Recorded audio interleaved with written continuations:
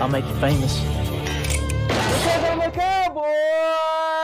Oh, man!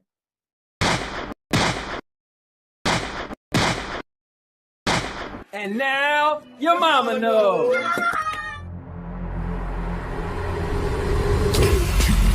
29, 28, 27, 26, 25, 24, 23, 22, 21, 20, 19, 18, 17, 16, 15, 14, 13, 12, 11, 10, 9, 8, 7, 6, 5, 4, 3, 2, 1, 0. What are you, fucking nuts? You thought? You just... Subscribe to the most epic channel on YouTube for live streams every week. Daily videos. Subscribe. Bruce, unleash the baby god dragon.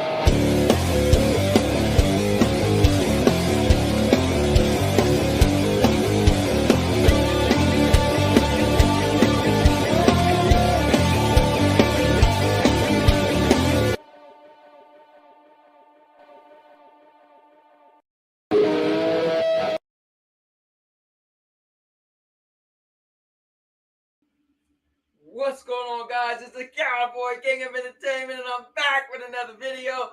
And I'm just sitting here pumping some iron. Okay, well, this isn't really iron, but yeah, I'm just doing a little bit of curls. Guys, you know what? I'll say this: I had a hell of a time last week when I did my Cowboy King of Entertainment Super Show. You see, I don't really want to be considered a YouTuber.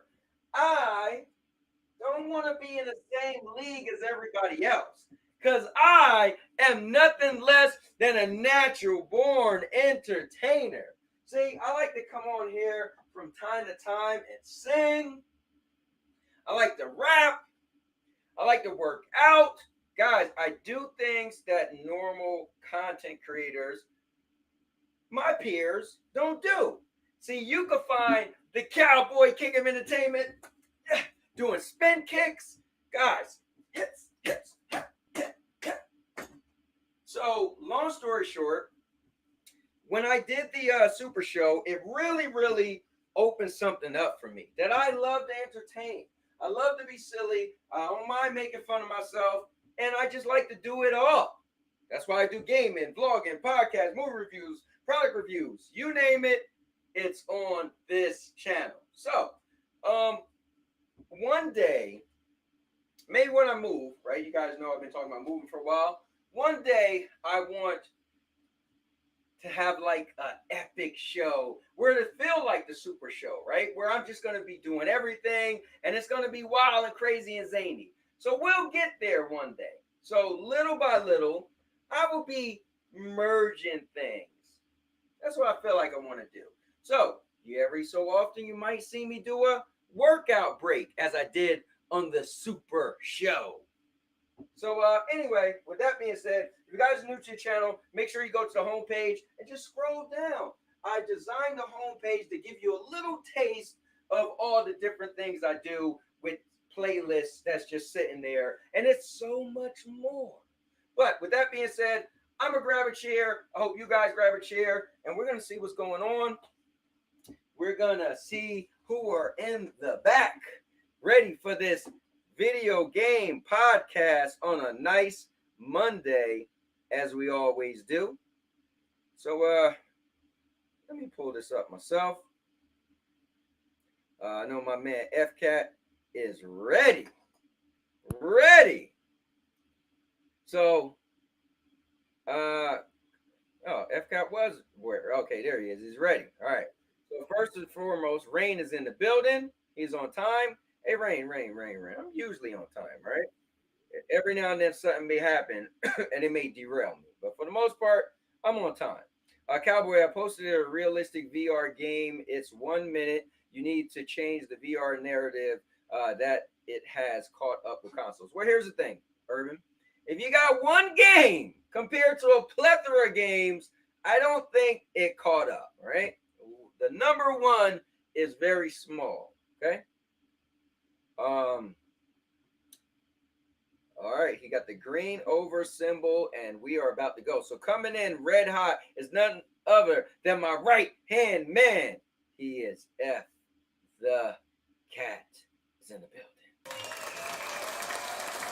I actually want to...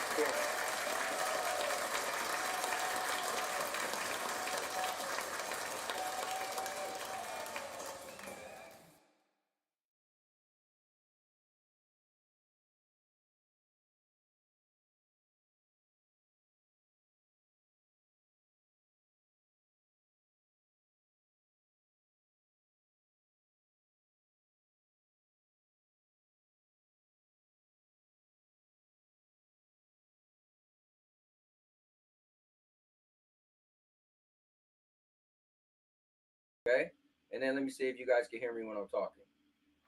All right, so I got the slider all the way up, and now I'm talking, and I want to see if you guys can hear me.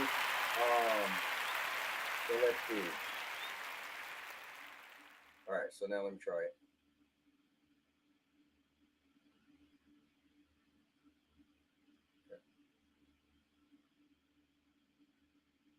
Okay, and then let me see if you guys can hear me when I'm talking. Oh, that's what it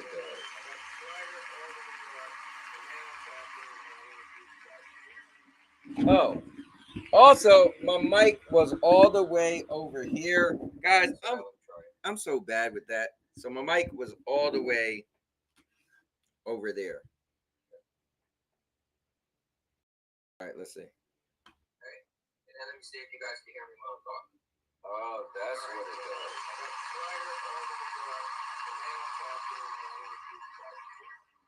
Oh, also, my mic was all the way over here. Also, my mic was all the way over here.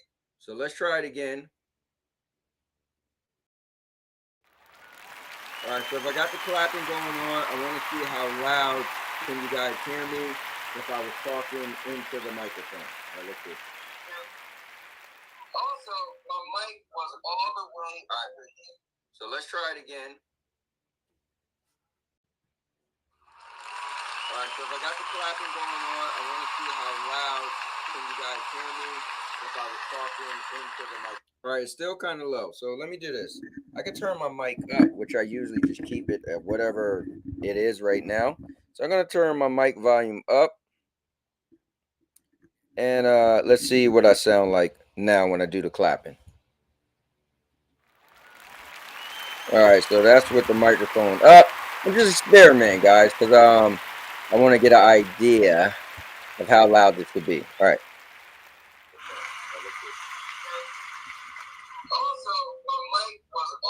So let's try it again.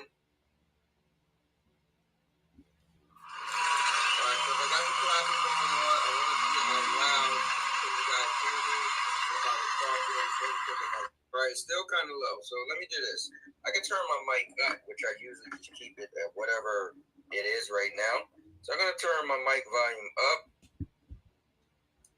And let's see what I sound like now when I do the clapping. All right, so that's with the microphone up.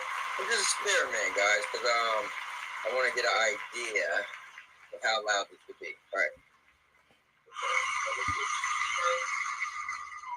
I want to get an idea.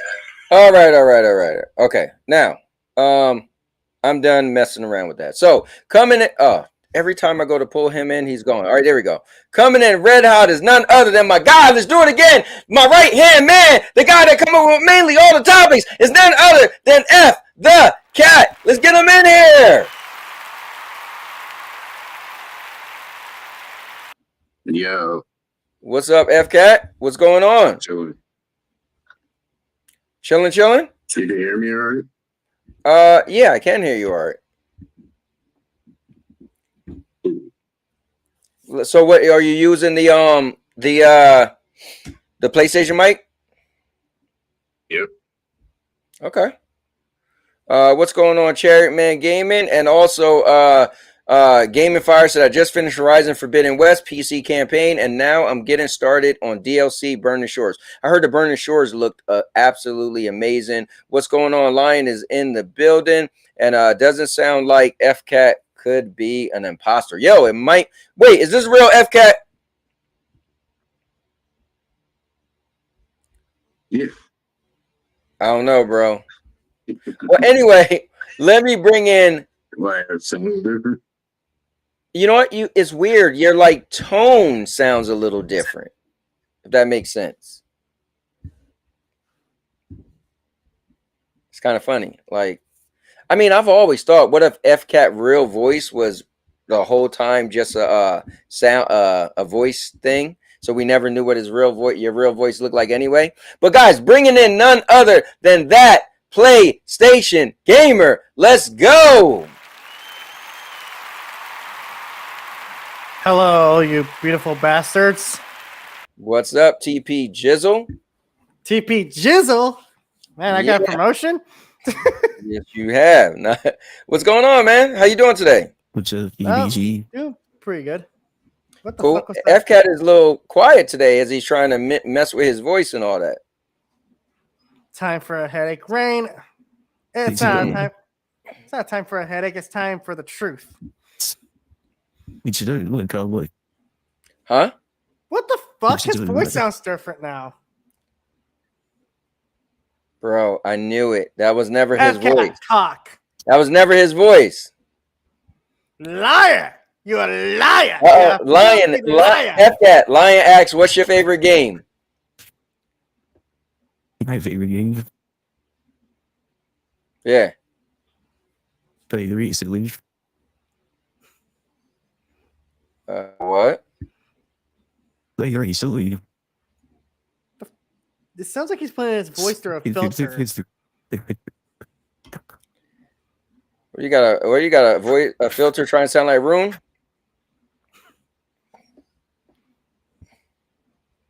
I mean, it's the FCat logo. It's the FCat name. Did that sound like Ruth? It kind of did. You sound far away too when you're talking like this. Bio said he just downloaded this emulator. He's playing Super Mario 64 on his phone. It even has the layout for the DS too. Right. Let's see. That's good. Yeah, you're just a little low. That's all. You know, you could go to your PlayStation settings and oh wait, you're just using a PlayStation controller, right? Yeah, I'm just using it. That's why the controller and that microphone's not the best. Well, they did an update though.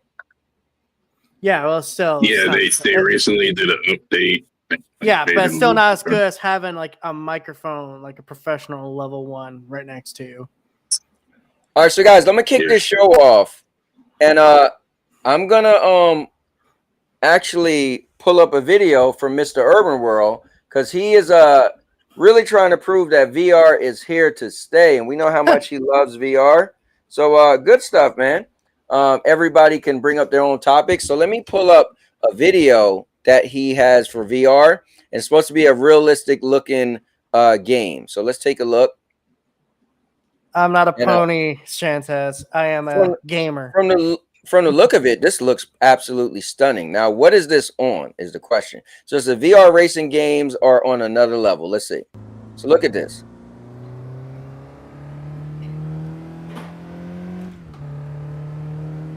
And crash. Bam. You know what? It actually looked better when it was smaller. Yeah. When I just enlarged it, it didn't look as good as it did before. But, I mean, it looks cool. I get what he's saying though. It's like the immersion levels there. Yeah, that sounds like you're playing through a filter now, dude. And I know for a fact PlayStation has audio filters, so funny. All right, check this out, guys. Okay. So here's another realistic game. I guess he was saying. Well, What? This is Resident Evil. Resident Evil 7 VR mode. Ready? I mean, it looks alright. It doesn't look like it's not blowing me away. Okay, run. I think Resident Evil would be the perfect game to play in VR. Doesn't help the guy sounds like an idiot too. Okay, run! God damn it! Okay. Turn and fire and fire. Mm. Okay, run. Cowboy, it's a clip. It just Upstairs. All right. Yeah. Listen, man, I wish VR was here to stay, but let's be honest here. It's the gimmick of this generation. No, I think it's a gimmick of gaming. Fair point. Yeah. But it's okay. I mean, some people love it, and some people are super into VR. You know. And, and like at the end of the day, I wouldn't not want someone to have that experience if they wanted it. Just like not for me. That's fine. One of my friends who's partially blind in one eye, he was playing on a VR headset. He's like, I could play in this thing? I was like, dude, I didn't know you could. And it's because like some games have accessibility options for their VR. Yeah. Dodge Man, if you want to join at the I linked the link to join in the chat. It's all the way at the top. So it's all the way at the top. It is pinned, right?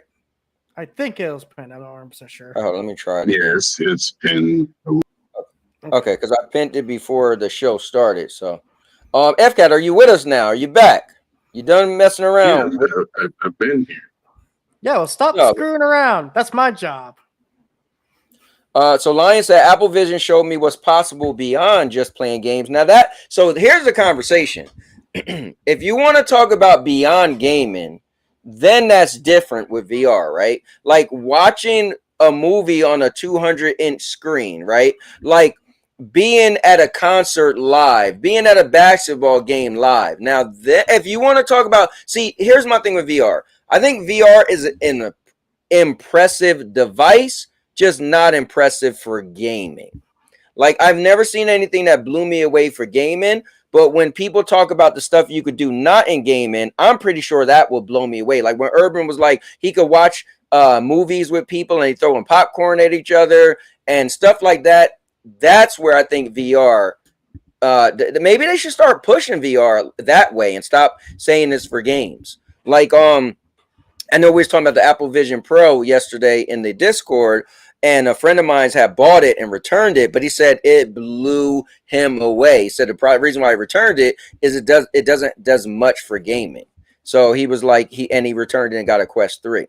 So but he said the other stuff, he said you could like record you talking to family members and you could keep it, and it's like you could load it up and just like walk around as they're talking to you. He said it's creepy because it could be like a loved one and you could like save that conversation and have them like right there talking to you as you're walking around and stuff. You know, the way he explained it to me, it sounded amazing, just not for gaming. Yeah. You ready to pull me up, Kel? I'm almost about to pull you up. Let me just read this. Rain said, me and my friend discussed this. VR gets better graphics, it will be more popular. Also, if it gets more affordable, that is true. At both of those things, I agree with that. He said, and you can game on Vision Plus. Yo, what's going on? WWEKW Gamer in the building. So what's up, Cowboy? What's going on, man? Thanks for popping into the show. This is the Monday video game podcast where you guys get to bring up your topics and we will discuss them all. And if you want to take it a step further, you could join the panel and talk with us. Death Stranding, Resident Evil, etc. Let me see. Dodgeman said, what service I log into? No. So if you just scroll up, you'll click on that link, and whatever device you're using, it will pull you right in. So the service that I'm using is Talk Studio, and it will automatically pull you into Talk Studio. So you don't need to have a Talk Studio account. I think you could create one, and it makes it easier. But yeah, just click on the link. It'll be self-explanatory. It's going to ask you to say what your name is, and then you'll get right in. You could play Game Pass on it. Let me see, through Safari. So pretty much you could play Game Pass via the cloud. Cowboy Tamatanga back. By Yeah, the way, Mhm. I just want to confirm this real quick. So, what was it? Lion said that you can play Death Stranding on Game Pass. You can't. I just looked it up, and it's not on Game Pass anymore. I know it used to be on Game Pass. Yeah. Damn, Maker said rest in peace. PC VR. game. My only issue with that, Lion, I do hear, like, you being inside the game and you walking around and you're doing all this stuff, or imagine being inside your game and walking in that environment. VR's always let you do that, and it's just not popular, right? Like what you just said is what's been happening since the Virtual Boy, like for real. And so I think what Rain said, when the graphics get really good and it becomes more affordable, those are two like things that's gonna clash and just make an amazing explosion, right? Maybe there's some VR games out there that's amazing that I haven't seen because I don't want to spend the money for it, and I keep looking at videos like, the games don't look that great, right? I feel so when VR does step up like that, and then here's the Apple Vision Pro. It looks so amazing, but then you're gonna play xCloud for your games. No, that's not what we want. We want them as amazing as it look. That's what the games look like, and when it could do that, I think that's when it's going to knock our socks off. Lion said, didn't say that. TPG. Let's bring FCAT back in the building, and then let me see. Cowboy, is Ermac from Mortal Kombat a mummy? No, so Ermac is a bunch of souls embodied into one body. So he's really not a mummy. The implementation is different than what you experience in the available VR now. No, trust me. When my friend was explaining it to me, I could see the look in his eye. He was like he had me like, whoa, this thing sounds amazing. But again, like he said, for gaming, it's not that amazing. So for me, I don't have that much time on my hands, right? I do a show Monday, Tuesday, Wednesday, Thursday.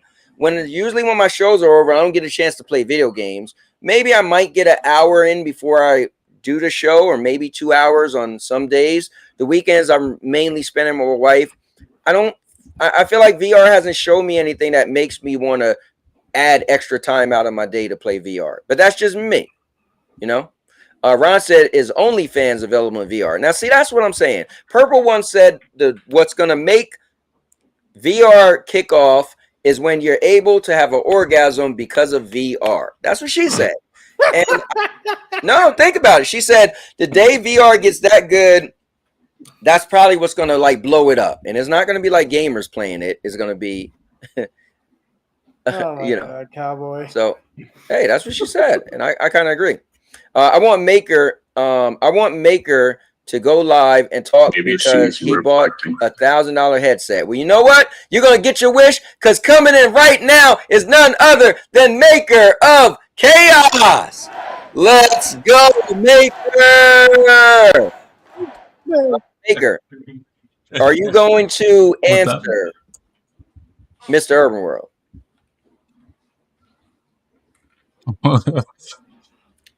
I mean, the things that you're saying right now are kind of in VR already. Right. If you go to the right places and have enough money. But I I think see right now a what lot you're of it is what you said, like affordability. Right.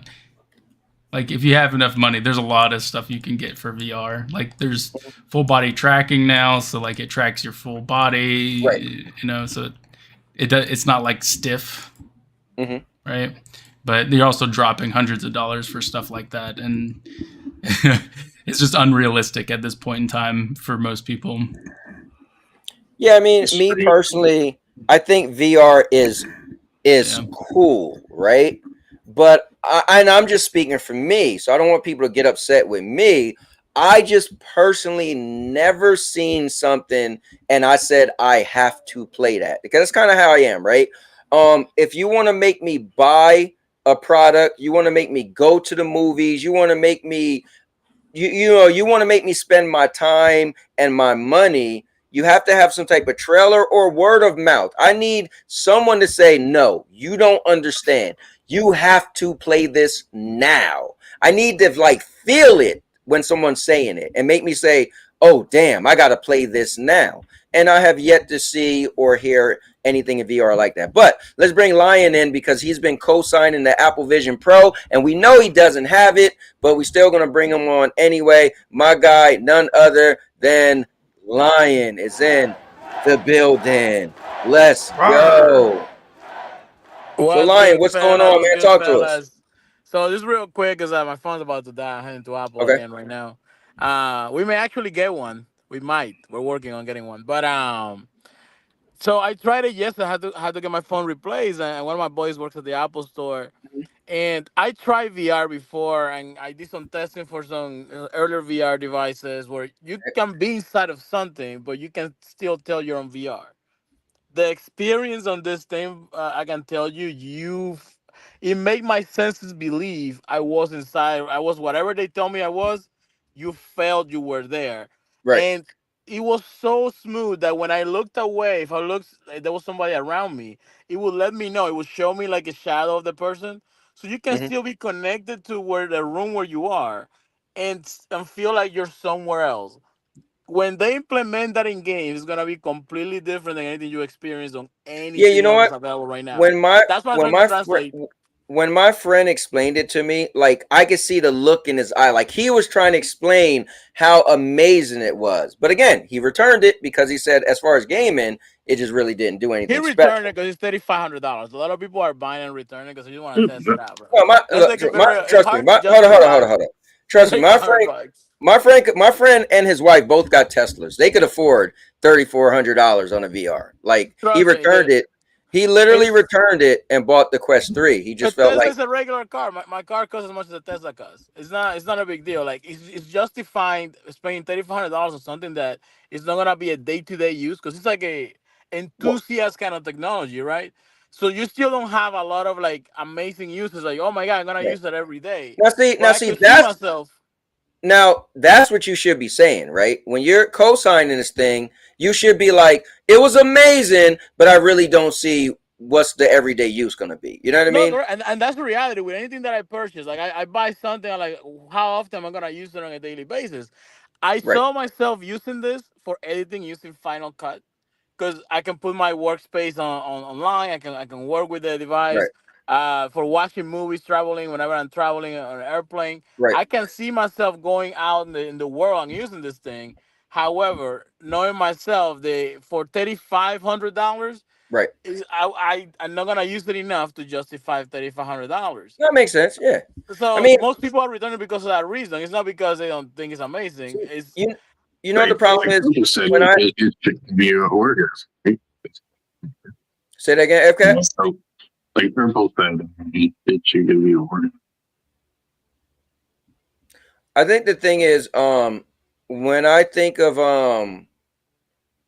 VR, I think of video games. And so it's hard for me to purchase a device that's not primarily used for video games. But maybe if I went to somebody's house who had it And like you, Lion, you're saying you could do this, do that. Maybe if I went to your house and you showed me and you had one, you was like, oh, you could do this, you could do that. I'd be like, oh, maybe I want to do this and do that in VR, right? But I don't know. But anyway, let me bring in another guest. The first time on the show, my guy that I'm always whooping is Candy. Well, I'm always whooping him in Tekken is Dodge Man. Let's go. Talk to you guys later. All right, later, Lion. Thanks for popping in.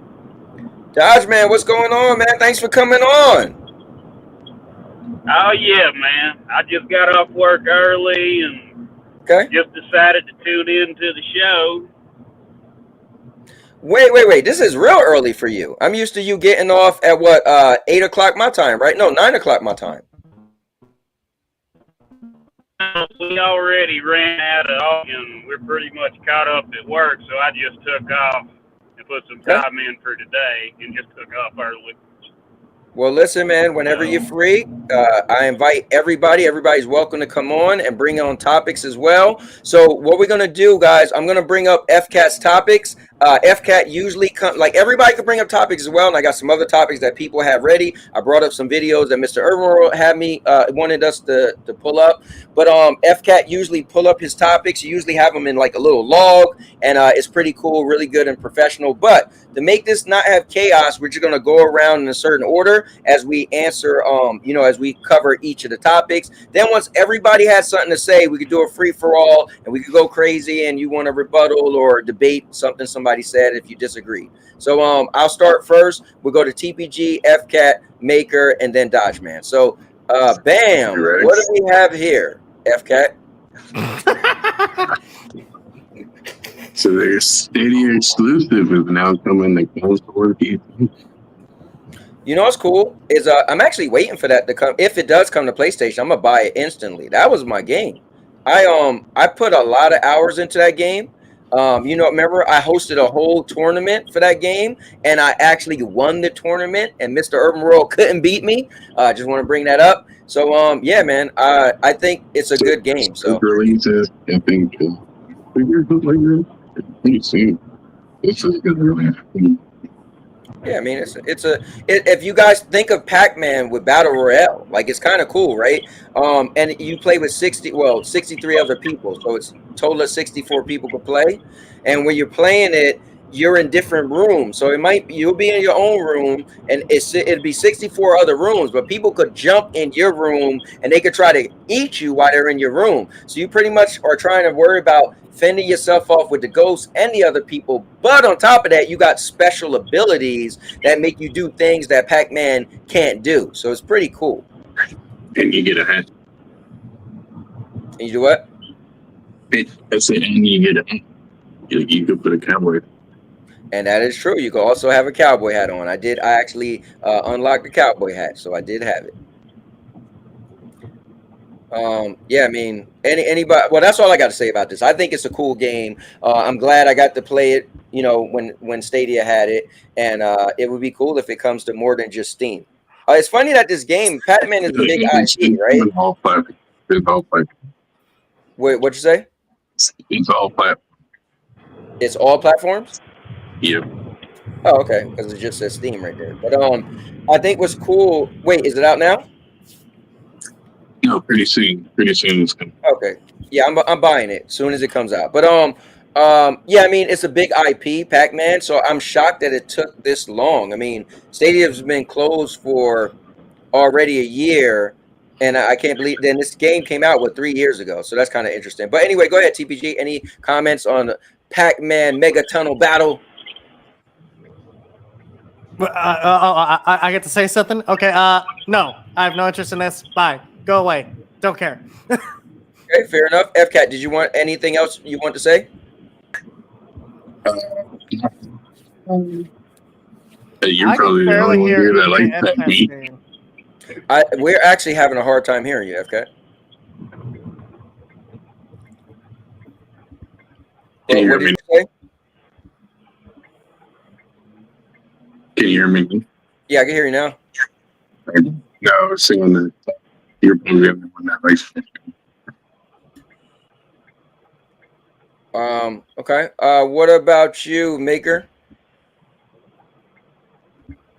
It's I don't really care about this. I didn't really play it that much on Stadia, and I have no interest. What's a Stadia? We'll tell you about it after this. What about you, Dodge Man?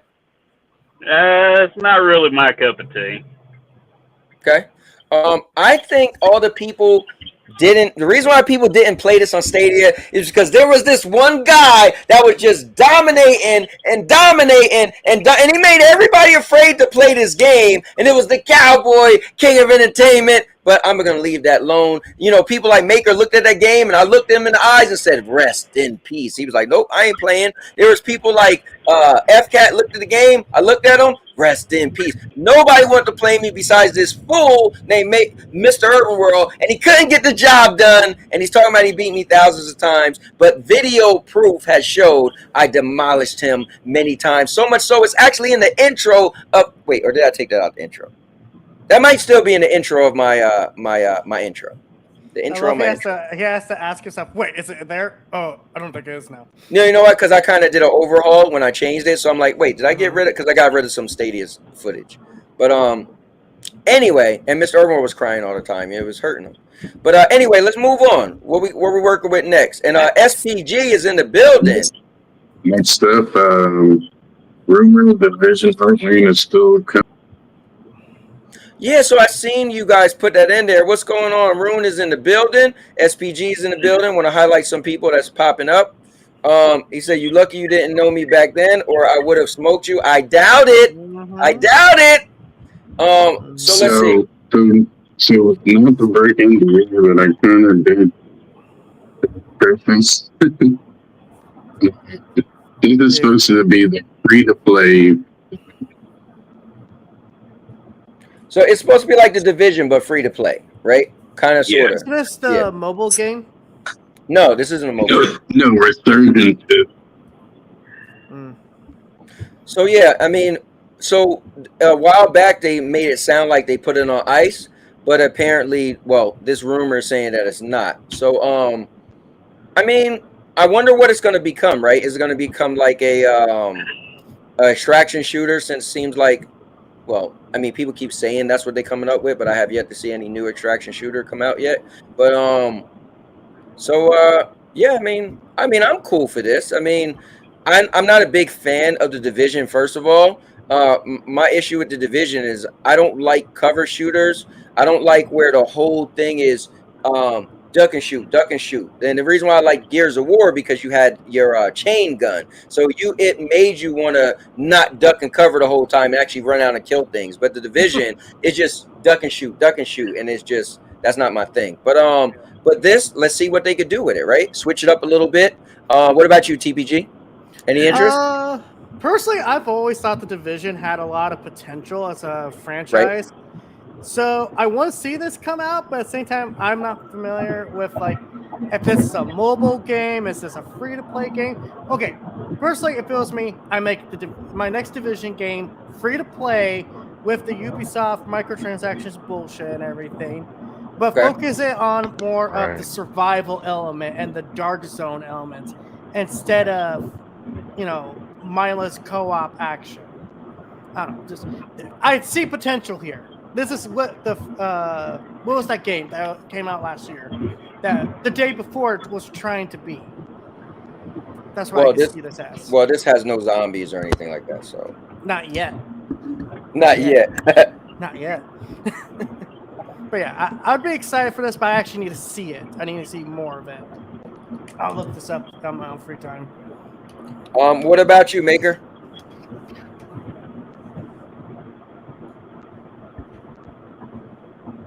The maker of chaos. Maker. All right, it's all good. I'm about to pull up a video from. Let me see. I'm gonna pull up an IGN video. Yeah, sorry. I was just gonna say, like, I played the beta and I wasn't a huge fan of it. I found like the Division to be way better in structure. So I'm like, I hope it's good. What was the difference? I mean, I can't remember. I mean, it's been a while. explain it, Cowboy, because this looks familiar to me. Don't know why it's looking familiar. But Oh, his stuff froze. And he froze. Fuck. And someone's microphone, I could hear like everything that's going on in the background. Like I could hear a car moving. Uh-oh. Cowboy crashed. TPG. All right, so that just happened. So you know what, guys? It is a workout break session. So give me a moment. I'll pull everybody back in. So I was showing people the other day, this is a new thing you could do.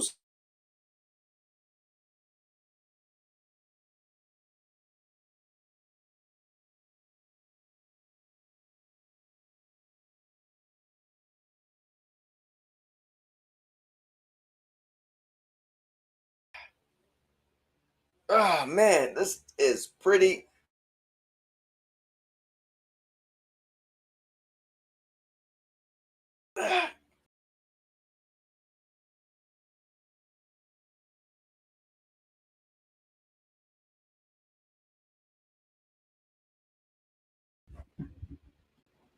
All right. God, we're just having technical problems everywhere today. Yeah, right. That was strange. And it was still playing the video on your end. But yeah, so Dodge Man, what was your thoughts? So I've actually played the Division, and whenever I first started, it was a pretty good game. Okay. Played it with a lot of friends of mine too. Now the only thing I would want them to change is to kind of give it its own little single player game action offline, like they did with Wildlands. Okay. Because I mean, that was the only problem I think I ever had with the Division. It was an online multiplayer game that you had to be online for. I see what you're saying. So like, it's kind of like if you didn't have people to run with, it was almost like pointless of playing, right? Yeah, but I mean, you put all your friends in there, man, you're gonna have a good time. That's just how it was. Yeah. So, But I'm hoping they do that. When did they put this trailer out? No, this trailer was a year ago. Okay. So yeah, we're probably gonna see this around E3 time. Oh, well, it used to be E3 time. Yeah, Now right. it's Summer Games Fest time. Well, Ubisoft has a showcase coming in June. Yeah, more. Yeah, so get ready to hear. By the way, guys, get ready to hear that a lot lately soon, because odds are we're gonna start hearing about these showcases coming up. Yeah, it's about that time. What are you gonna say, Maker? I was just gonna say I remember a bit about the game. Distinctly, it didn't really feel like it was that strong of a purpose starting out. There was like, it's just like go out and survive, get loot, and just survive and come back, and that was the kind of loop. It wasn't as cool as like the Division, where there's a lot of like interesting kind of story beats and little things that you can find within the world. Granted, I only played probably like the intro because the beta or whatever I played had horrible hit detection. Like I would headshot something and it would take like 5 seconds before it would die, or it wouldn't die at all. It'd just keep running around. All I remember is like shooting guys in front of a school or something looked like a school or something. Oh, there, FK, you finally sound better. You gotta understand. Yeah, that's the hub right there. What's shown. Okay. But then there's kind of a problem with the Division. It's run by Ubisoft, so. I think it's gonna have the same issues that XDefiant is having right now. Well, we will see. I'm pretty sure if it's some rumblings of it, they probably will get announced. Something will get announced for it this year. But I also think there's something going on with gamers. I think gamers are starting to kind of get tired of the co-op shooter games. Yeah. You know what's crazy? There was a point in time where that's all you wanted. And just to hear Dodge Man say, like, man, look, I want a one-player mode. I'm like, oh, wow, yeah, people are kind of... Because I was thinking, like, oh, I think everybody typically wants some type of multiplayer. But now, yeah, I think you're right. People are like, Well, like, looter shooters are just kind of done. That's why you're seeing, like, HellDivers be so successful. Is because, like, it's not a looter shooter. You just go do a mission, kill bugs, kill robots with your buddies, have a few beers. Dude, Very I'm gonna tell you this. I said a while ago when Marvel Avengers was coming out, right? I made a video a month before it came out. I said, do not let it be live service. Just make it a multiplayer action adventure game. It'll be way better than that because that chase sometimes get monotonous. But if we could just like play together and do missions and complete missions, and it's not typically like you're chasing for some magical thing that you don't know when it's ever going to drop. And I feel like that's kind of what's like messing things up. So yeah, when you take something like Helldivers, you're just playing with your friends to have fun, and you're leveling up based off of you accomplishing missions. Like that's a perfect system. exactly. Yeah, that's genius. But you guys want to move on? Yep. And I want to say to Mr. Ermero, Yeah. of course, it's the all-purpose champ and not the Rick guy. Yeah, pull And it real- back, cowboy. Oh, It's funny how I said that video. That was share your just thing on- again. I don't think I have you anymore. It was All right, funny, there you like I was suggesting, like literally next video after you're done playing that stuff. Guess what? It was like, oh hey, this is a perfect time to come back into Helldivers 2. Or not Helldivers 2. Yeah, right. You can Helldivers 2. Devs it's are open Helldivers to 2. crossovers, but only if they make sense. So what kind of crossover would make sense? Now, Ooh, I got a I've couple on seen top of my people head. say, Order 1886. What? Not many people even know what that is. Like, That was a no, they said PS4. Order 1886 characters in The Order Helldivers 2. 1886. Okay, well, Was let's that go the- down the list. So I'll start. All right, guys. So what FCAT is saying is what crossover, what games or what properties would make sense to do a crossover with Helldivers? Yeah, let's do 3 picks for each of us. Well, do what you think. I mean, I don't have that many I could think of. So off the top of my head, can we just make it like it's in the world of actual Starship Troopers? So for one, right? Maybe like make you find like this is a planet or a solar system outside of the Starship Trooper solar system, so we can kind of merge that together. Let me see. I guess dude, I would add some type of Bungie, not Bungie, but some type of Destiny. Let them do some type of content with Destiny, so you can have like sparrows, and you can have like some powers, not as much crazy powers, but you can have some type of Destiny powers, but it will still be in third person, like Helldivers, and not turn to first person like Destiny. And then I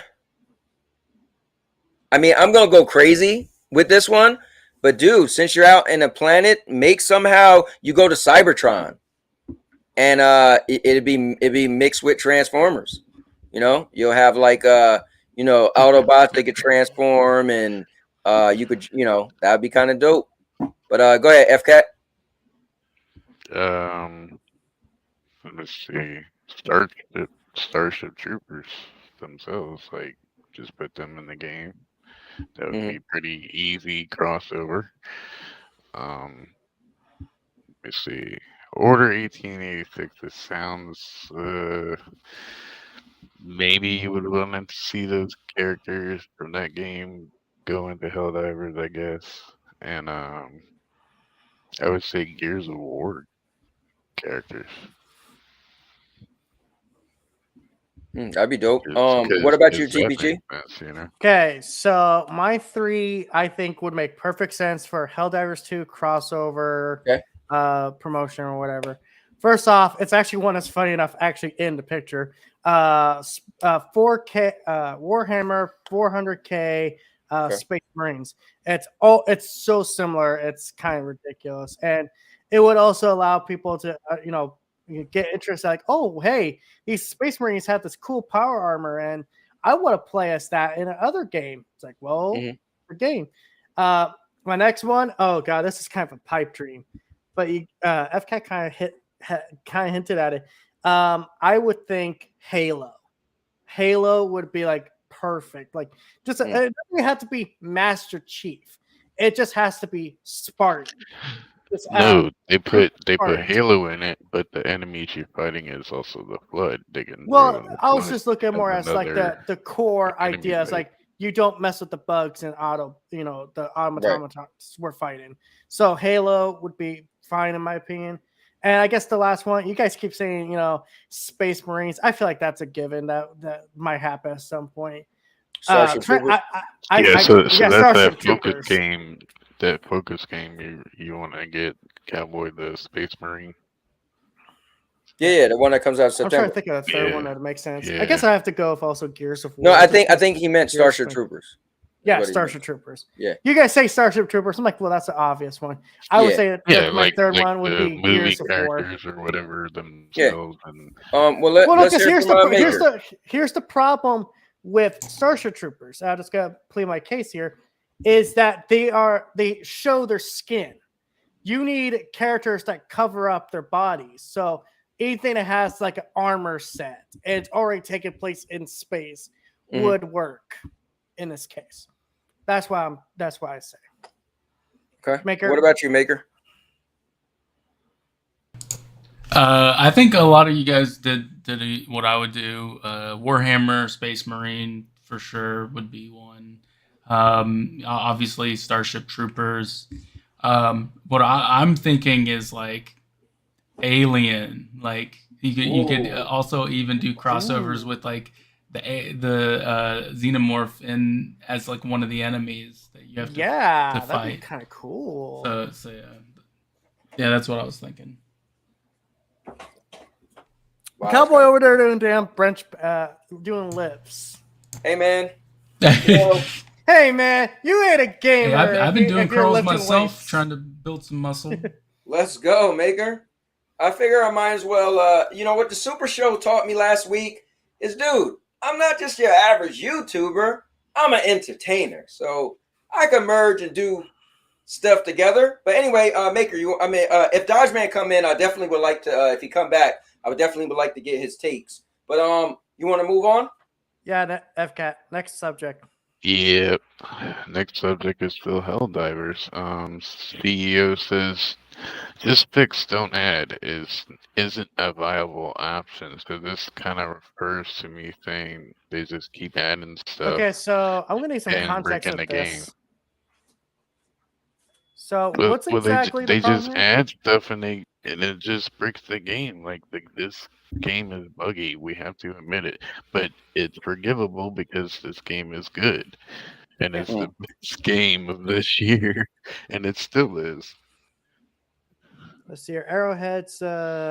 John says pressure is real to stay on top of the competitive environment. Yeah, I agree with him. Well, I mean that's the thing. I'm not trying to take anyone's turn, but I just got my thoughts on that, so when I read this, so. No, that's cool. Well, I'll start off. I think now the games aren't as linear as like back in the day, right? They got so much this and that is going on. Unfortunately, there's no perfect games, right? There's some glitches. There's like artifacting. There's something that's gonna happen. And at some point, somebody's going to look and be like, why did the character hug somebody and their fingers go through their body? How come I'm falling through the screen? Like, no game is flawless and gets away and has like nothing crazy. Like the other day, Cubini was showing that Alan Wake 2, you're walking through the forest and the trees are just going through your body, right? So at the end of the day, there's bugs that's like doesn't break the game, meaning like, the WWE, somebody was complaining the other day that there's a glitch where when you're moving the ladder, you get stuck. That actually happened to me last week. So you're moving the ladder and then your character gets stuck and can't move because he was trying to pick up the ladder. So, Helldivers, I've seen like stuff floating in the air, like an explosion happened and the piece just floating in the air. But I haven't personally, and again, I haven't played as much as you guys, but I haven't experienced anything that was like, I'm pretty sure that broke the game. took a break on this. Like not a lot of people are playing this like we used to. Hold up, what? Not a lot of people are what? Are playing this like we used to. Oh, I mean, that's a whole time. That's another conversation, right? That's not even, that's just video games. Like because of the content, HellDivers2 gives you the same missions over and over. Well, there are some people who have, you know, like when you think of people who review games, right? They'll get a game and they'll just blast through it so they can review it. So they don't really want to play it because they did everything. So, you know, there's that. I mean, Helldivers been out for a certain amount of months. Anyway, let me not get probably deep. the hardcore loyal is still on Helldivers. Hold on. It's fairly popular still. Like I would say, yeah, it's still the best game of this year, and it's still being touted. No. I mean, like it's not just that.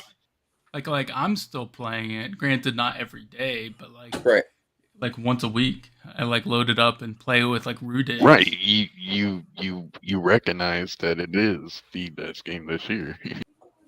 I wouldn't even say that. Yeah, I don't know about that.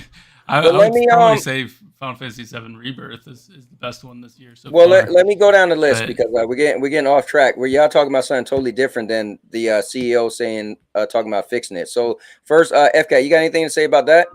About the game, you know, isn't perfect, but all right, TPG, anything to say about that? So I definitely agree with the CEO here because right now, from what I've read from the basically I've been hearing from the Helldivers community is some people are complaining like, oh, they're adding content, but they're not fixing the game. Like, guys, we can't just do that. We just can't focus on fixing the game because right now what you're trying to do is you're trying to keep the player base engaged. So creating new war bonds, you know, creating new daily missions, main missions that everyone needs to do, you know, stuff like that. They're trying to create this ongoing, I guess you would also say, kind of story going on. I mean, you know, story subjective. I want the mixed stuff, like. But the thing is, at the same time, they only have so many developers, so it's like it's one or the other in their case. They don't have like they can't say, okay, Group B, you go fix the game. Group A, you focus on the extra stuff. Okay, break. It's like they have to be all in on one. People were like, oh well, I just want you to fix the game. Like, yeah, but then people are gonna just drop off. And like FK was saying, there is some truth that people are dropping off on this game. Right. But it's just, but that's what happens with all live service games in general. It's like there's always going to be a drop off. Yeah. Well, what about you, Maker? Well, my thing is like, as someone who's been playing it, God dang it, 1 second. He's playing right now, folks. No, I'm not. So hold on, let me finish. 1 second. There we go. So my thing is, I think it's a loss no matter what. You know, if they continue at the breakneck pace that they are, things will continue to break and things will continue to mess up. But at the same time, you're gonna lose people if you don't fix those issues. Is what I see. Like, because I've already almost every week when me and Rudigs and the group all play Helldivers, something goes wrong. Like some bug appears. Like 1 week, Houston, he got onto the ship and then it took off immediately. There was no countdown for anyone else to join. And so we lost out on like a bunch of samples we had just worked so hard to get. And then another week, like we had a glitch where we kept getting disconnected from each other and couldn't rejoin, and it said our party was full. And like just so many of these like little issues, it builds, and eventually people are just gonna not play because they're just like, it's buggy, it's frustrating, you know. It's you know, I think they need to fix before they add, because I think keeping up this breakneck pace of constantly adding is gonna ruin them in the end, because people are going to constantly expect this level of constant updates. Surely no, that's true. Let me go to Dodge Man. So he dropped out. Let me back up a little bit. Dodge Man, can you give us? You said Country D. I didn't know what that was, but can you give us some IPs, some properties that you think would make a good blend in Helldivers? Well, for one, vehicles. I mean, I'd appreciate some vehicle travel. But like, what I mean is like everything else. I mean, so far the game's been okay with me. I haven't had too many complaints about it. No, but do you have any like crossovers, like Transformers and Helldivers, or Assassin's Creed and Helldivers? Like, do you have any crossovers you could think of? Besides Gears of War, maybe, and maybe Halo. That's the only thing that makes sense to me. Okay. What I want to comment on, you guys were saying some of the stuff you guys were saying earlier, like the order. I think the order is so weird because it's like werewolves. Like, what would that have to do with Helldivers? And two, I think it would have to be people with helmets on because they're in outer space. When I think of Helldivers, think of they're on planets where they can't breathe. That's what it seems like. So like Titanfall, maybe. Right. Wow, that'd be cool. All right. So, did you have anything to say about? Do you think they should spend more time fixing the game versus bringing out new content for the game? I would say a little bit of both. I mean, you need new content, and you also need some fixing too, wherever there may be, some bugs. But I mean, I think that would be, in my opinion, a little bit of both. Everybody. Whoa! Yo, I don't know if you're on a phone or something, but man, I am. I'm using my phone. TPG, he's all right. Just calm down, TPG. Calm down. Well, calm down. It sounded like there was like windows blowing like right into that mic. I was like, damn. Yeah, it's pretty windy out here in the country. Oh, damn. No, it's not a problem. So, before we move to the next thing, I'm just going to go to the chat a little bit. Houston said the content is coming. They have fixed a lot. And they're still working on it. He said, and I get the point that people have, but at the same point, you have people screaming for more and others screaming to fix it. He said the vehicles are coming. They have them. He said, not sure when they are. And then Darth Kermit is in the building. He said somebody using their Sprint phone. And then let me see. Jenna Hayes is in the building. And no, I don't use steroids, Jenna Hayes. That is Dodge Man trying to beat me in Tekken. That use steroids. Holtz is in the building, guys. He said somebody could just pull out dumbbells out of nowhere. And but he said he wants the more linear approach instead of having a lot of empty open worlds. And I kind of get that.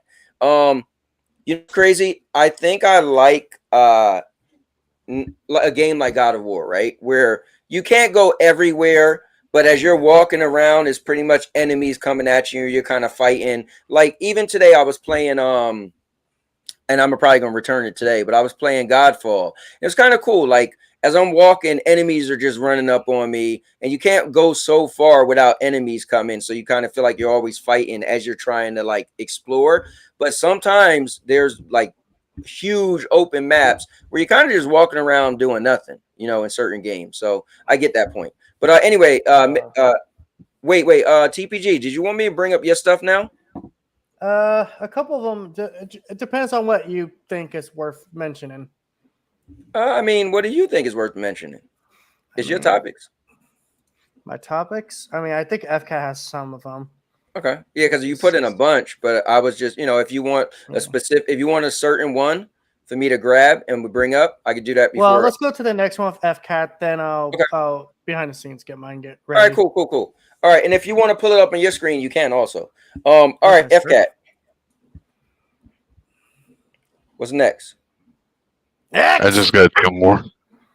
Got two more. Okay, cool. Let's do it. No, wait, I got one more. Sorry. Bungie's new IP possibly hidden mobile devices. So apparently they have a mobile game that's coming. I mean, I guess that's cool, right? Mobile, I think the more video games, the more better. Make more VR games, make more PC games, make more console games, make more mobile games, make more cloud games. I mean, it'd be cool, right? Especially for a developer, get your name out there. We know that, man, some mobile games do really, really well. So, and Bungie has a big enough name that if they probably came up with a new IP and put it on mobile and it was a decent game, it probably do pretty good. Also want to say what's up to Wilson in the building. Wilson. So my take is if you remember, Apparently, Bungie bought a piece of the tech for Stadia. Okay. You remember that? Wait, they bought what? They bought a piece of the tech of Stadia. Oh yeah, that was supposed. Yeah. So maybe they're using that tech for this game or So whatever. they're gonna do cloud gaming on mobile. I believe so. If they're gonna do that, it'd be through PlayStation. It wouldn't be. It wouldn't be like cloudish. It would be native, but like the tech kind of that they use with Stadia, they can kind of tweak it.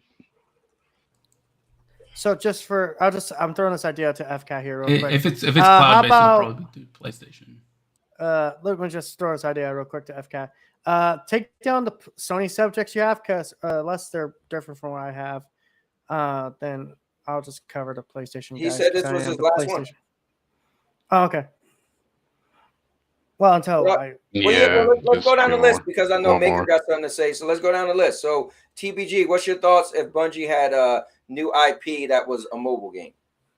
I mean, could work, but yeah, it's all gotta be about what it's all gonna be what it is. I mean, it could be literally a gotcha game, far as we know. It could literally be a Destiny 1 port somehow. I know that's like a crazy idea, but it's like, I gotta see it to make it judgment on it. That's me. Okay. What about you, Maker? I think you had something to say about what FCAT was saying. Oh yeah. I was just saying I don't think it's gonna be Bungie's like cloud tech. I think it's specifically going to be through PlayStation if they cloud stream it through mobile. But I could see it downscale to mobile, and kind of similar to how Warzone, they just made Warzone on mobile, where they just scaled it down. So they were trying to work on bringing Destiny 2 to mobile and the Switch, but I never heard of anything about that. They brought it to Epic Games, and that's like the last two that they need to put Destiny 2 on. Yeah, I just don't. I mean, I think almost every company is going to be going this route, especially with the showcase of was it Resident Evil Village on iPhone. Mm-hmm. I think we're going to see more and more of these titles go to consoles and go to hell, man. I don't think it's too far to guess that Sony's going to be going down this road soon. I mean, this is a Sony company, quote unquote, but we know they've been invested into mobile games for a while now, and they did just recently talk about like how they're targeting mobile devices. Right. I mean, hey, I'm not going to say that's a bad idea, though. I mean, just think about it. Ratchet & Clank on your phone. Sly Cooper on your phone. Mm-hmm. Potentially HellDivers2 on your phone. Not a bad idea. I know there was a company working on a Sackboy game for mobile. So there actually is a mobile Sackboy game. Yeah. Remember, it's a Run Sackboy Run. It's actually pretty fun for the most part. Yeah. Okay, so let me see here. I'll share my screen here. Yes, I understand. Blah blah blah. One more. Oh wait. One more. Fine. Never mind. Everybody's waiting. I think PPG's got one of mine, I believe, but I don't think he gets the new one. Well, what do you got? Wait, just pull up whatever you have, FCAT, and whatever it is, TBG. You just don't cover it. That's all. Let's see here. Oh yeah. The new acquisition, ladies and gentlemen. Oh yeah, you guys was talking about that in Discord. Yeah. I'll take that off mine. So they will be acquiring what you said, Paramount, or who is it? Mm-hmm. Paramount. Yeah, so Sony Pictures has been talking to buy out Paramount. Well, I think that would be a good fit for Sony, because Sony, movies. So yeah, I mean, why not, right? So they would own rights to Halo TV show, Zelda live action. That's not action. That's not 100% accurate. The Sonic movies. Because because including Knuckles, which is actually being reviewed by. All right, so wait. Let FCAT bury yourself if that's the case, Okay. Maker, and then you'll come up and clean it up. That's all. Just hold on. Yeah, you're good. So all right, cool. So let me jump on this. Me personally, I don't have much to say. I think companies doing acquisitions, swallowing other companies, doing deals, whatever. It is what it is. It's business, and I'm not looking at it as a console war lens. So for me, I'm not like, oh, Sony's gonna have Sonic and Sony's gonna. It'll just be cool. I look at Sony as a movie company. If we're looking at that, not mentioning PlayStation. So why not have other strong? It's like when you looked at Microsoft wanting to do ABK because they could have strong games under their umbrella, like a Call of Duty and all of that stuff. So Sony making movies, whoa, Sonic movies are doing great, right? Why not acquire, a studio like Paramount, which is, which is pretty big, and then you have more, hits under your belt as far as movies and TV shows. So I don't really have much more to say than that. FCAT, if you got anything else you want to say, Halo TV show, they can have that crap. Actually, I want Sony to make it better. What are you talking about, Halo? Yeah, I mean it's horrible. Like season 1 was horrible. Season 2 is like just the same as horrible, but without the naked butts and sex. And what makes it horrible? What is horrible about it? It was just horrible. Everything. Like no, do you have? They make you focus on characters that don't make sense in the story. Did you watch season 2? Yes. Okay. It's the same thing as season 1, Maker, just without the butts and the sex. Like it's. Season 2 was definitely better than season 1. No, that's like saying yes, the turkey just took because today they didn't show butts and Master Chief Boink and Mackie. What? Hold up. Maybe some people want to see sex scenes and butts. I will say the fight sequence towards the end. Apparently, they're in Fallout now. All right, so are you done with this? Yeah. Well, I guess. Wait. Let them. That's the thing. You gotta let people finish their full thought first before they forget. Yeah. Go ahead. Okay, go ahead. So I think first off, anyone looks at this at the lens of from the console wars, idiot, pure, simple. I mean, congratulations! I got a jacket with your name on it. It says, "Here's your sign." Freaking Jeff Foxworthy reference for everyone. No, someone else, I forget. But no, this is cool for one reason and one reason only, because that means Sony would actually own. Well, here's the details. This article is actually leaving out. This is actually would be a partnership deal. So Sony and this investment firm that originally put in a bid for Paramount was rejected. They got rejected. Sony's like, hey, we'll put some money into this, but we want, these rights as well. So that means they would own Nickelodeon, everything under Nickelodeon's umbrella, which is insane. That means, guys, the Ninja Turtles would technically be exclusive to Sony, or it'd be their exclusive IP. Right. That's crazy. Rugrats, iCarly. I know some of those shows are stupid, but it's like then you think about like the Hey Arnolds, the Leave It to Beavers, Ren and Stimpy's. Leave It to Beaver, not Angry Beavers. But wait, you know what Leave It to Beaver is? I know what it is. Yeah. They would get Comedy Central. They would own South Park. That's crazy. Sony even got that South money? Park. But hey, man, if they could cough up the money and Paramount says yes, I don't see why not. But at the same time, it's funny because people are looking at this like, oh, they'll technically own Halo, but they technically wouldn't because it's like it's not the Halo game rights. It's just the Halo TV show. Right. And no, they wouldn't be able to make Halo a better show. That shit just needs a nuclear bomb. It just got a Halo ring needs to go off for that show to be good. Because that means that at least there'll be a fresh start. But yeah, that'd be crazy. But from what it also sounds like, there's already another company that's definitely a more favorable position. So take it all for grain of salt. Sony could own it. They could not. So we have to wait and see on this. But it's a cool idea. I mean, Sony owning the Ninja Turtles in South Park. It was a pretty cool idea, if you ask me. But that's my 2 cents. And Lion says Star Trek. That's true. Star Trek as well would be theirs. Said Crocodile Dundee. He said Cloverfield. Oh, that's not a knife. This is a knife. You know what? All right. What about you, Maker? I'll just go through this idea real quick. I would love to see Sony own the license for Godzilla, because then we get more Godzilla games. Well, Godzilla got a new resurgence. I mean, they have a lot of Godzilla is not having his own game, but being as like in a lot of stuff like Call of Duty and that gigantic game. Godzilla Minus is apparently coming to Amazon Prime.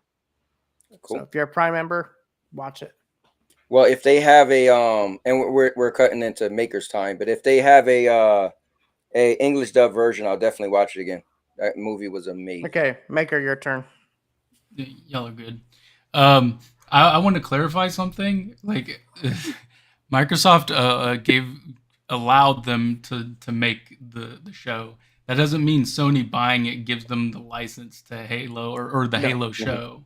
That means most likely if Sony and this other company purchase it, they're going to have to rework the deal for ongoing seasons past what they're already signed up to do. So essentially, they would own the Halo show that has already been made, but future Halo show, not necessarily. It depends. They would own Star It depends Trek. on the current contract with Paramount. That's true. Because if let's say Microsoft signed the deal that Halo would be on their Paramount Plus subscription, and Sony buys it, it doesn't mean Halo's automatically going to move over to Sony's, movie subscription or show subscription. No, they would have to work out a new deal where Microsoft's like, hey, we want this cut of. What about you, Dodge Man? Or are you done, Maker? I was just gonna say, Sony's a decent movie company. To me, I feel like they've been kind of going downhill lately. I wasn't a huge fan of like the Uncharted. I thought the Uncharted movie was fine. I think the Venom movies are fine, but for the most part, a lot of Sony content, like Morbius, was not good. And there's several other Sony titles Madam Web. Madam Web. So yeah, I'm oh iffy God! on. Why'd you have to remember that existed? I'm iffy on having them take over Paramount. It might be good. You never know, but we'll see. Yeah. I am looking forward to what's the movie coming out that got delayed from last year? Deadpool and Wolverine. Spider-Man's villain? No. Craven's is coming next. Craven looks really good, actually. You're excited for that? Yeah. The thing is, well, let me get to Dodge Man. Sorry, Dodge Man. What's your thoughts on if Sony purchases Paramount? And as you can see, a bunch of people writing a bunch of stuff they would have the rights to, like Terminator, and man, they put in a bunch of stuff. And Venom. I don't know if Lion is just making this stuff up, but he said Terminator, The Crow, a bunch of stuff. But what's your thoughts? I don't really have too much on that. That's fair. Wait, so does Paramount own Universal? Because I thought Universal owns like some of those.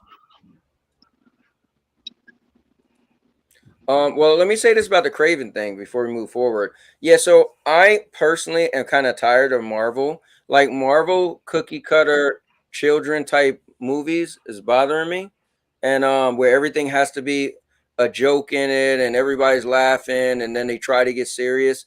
It just everything is watered down.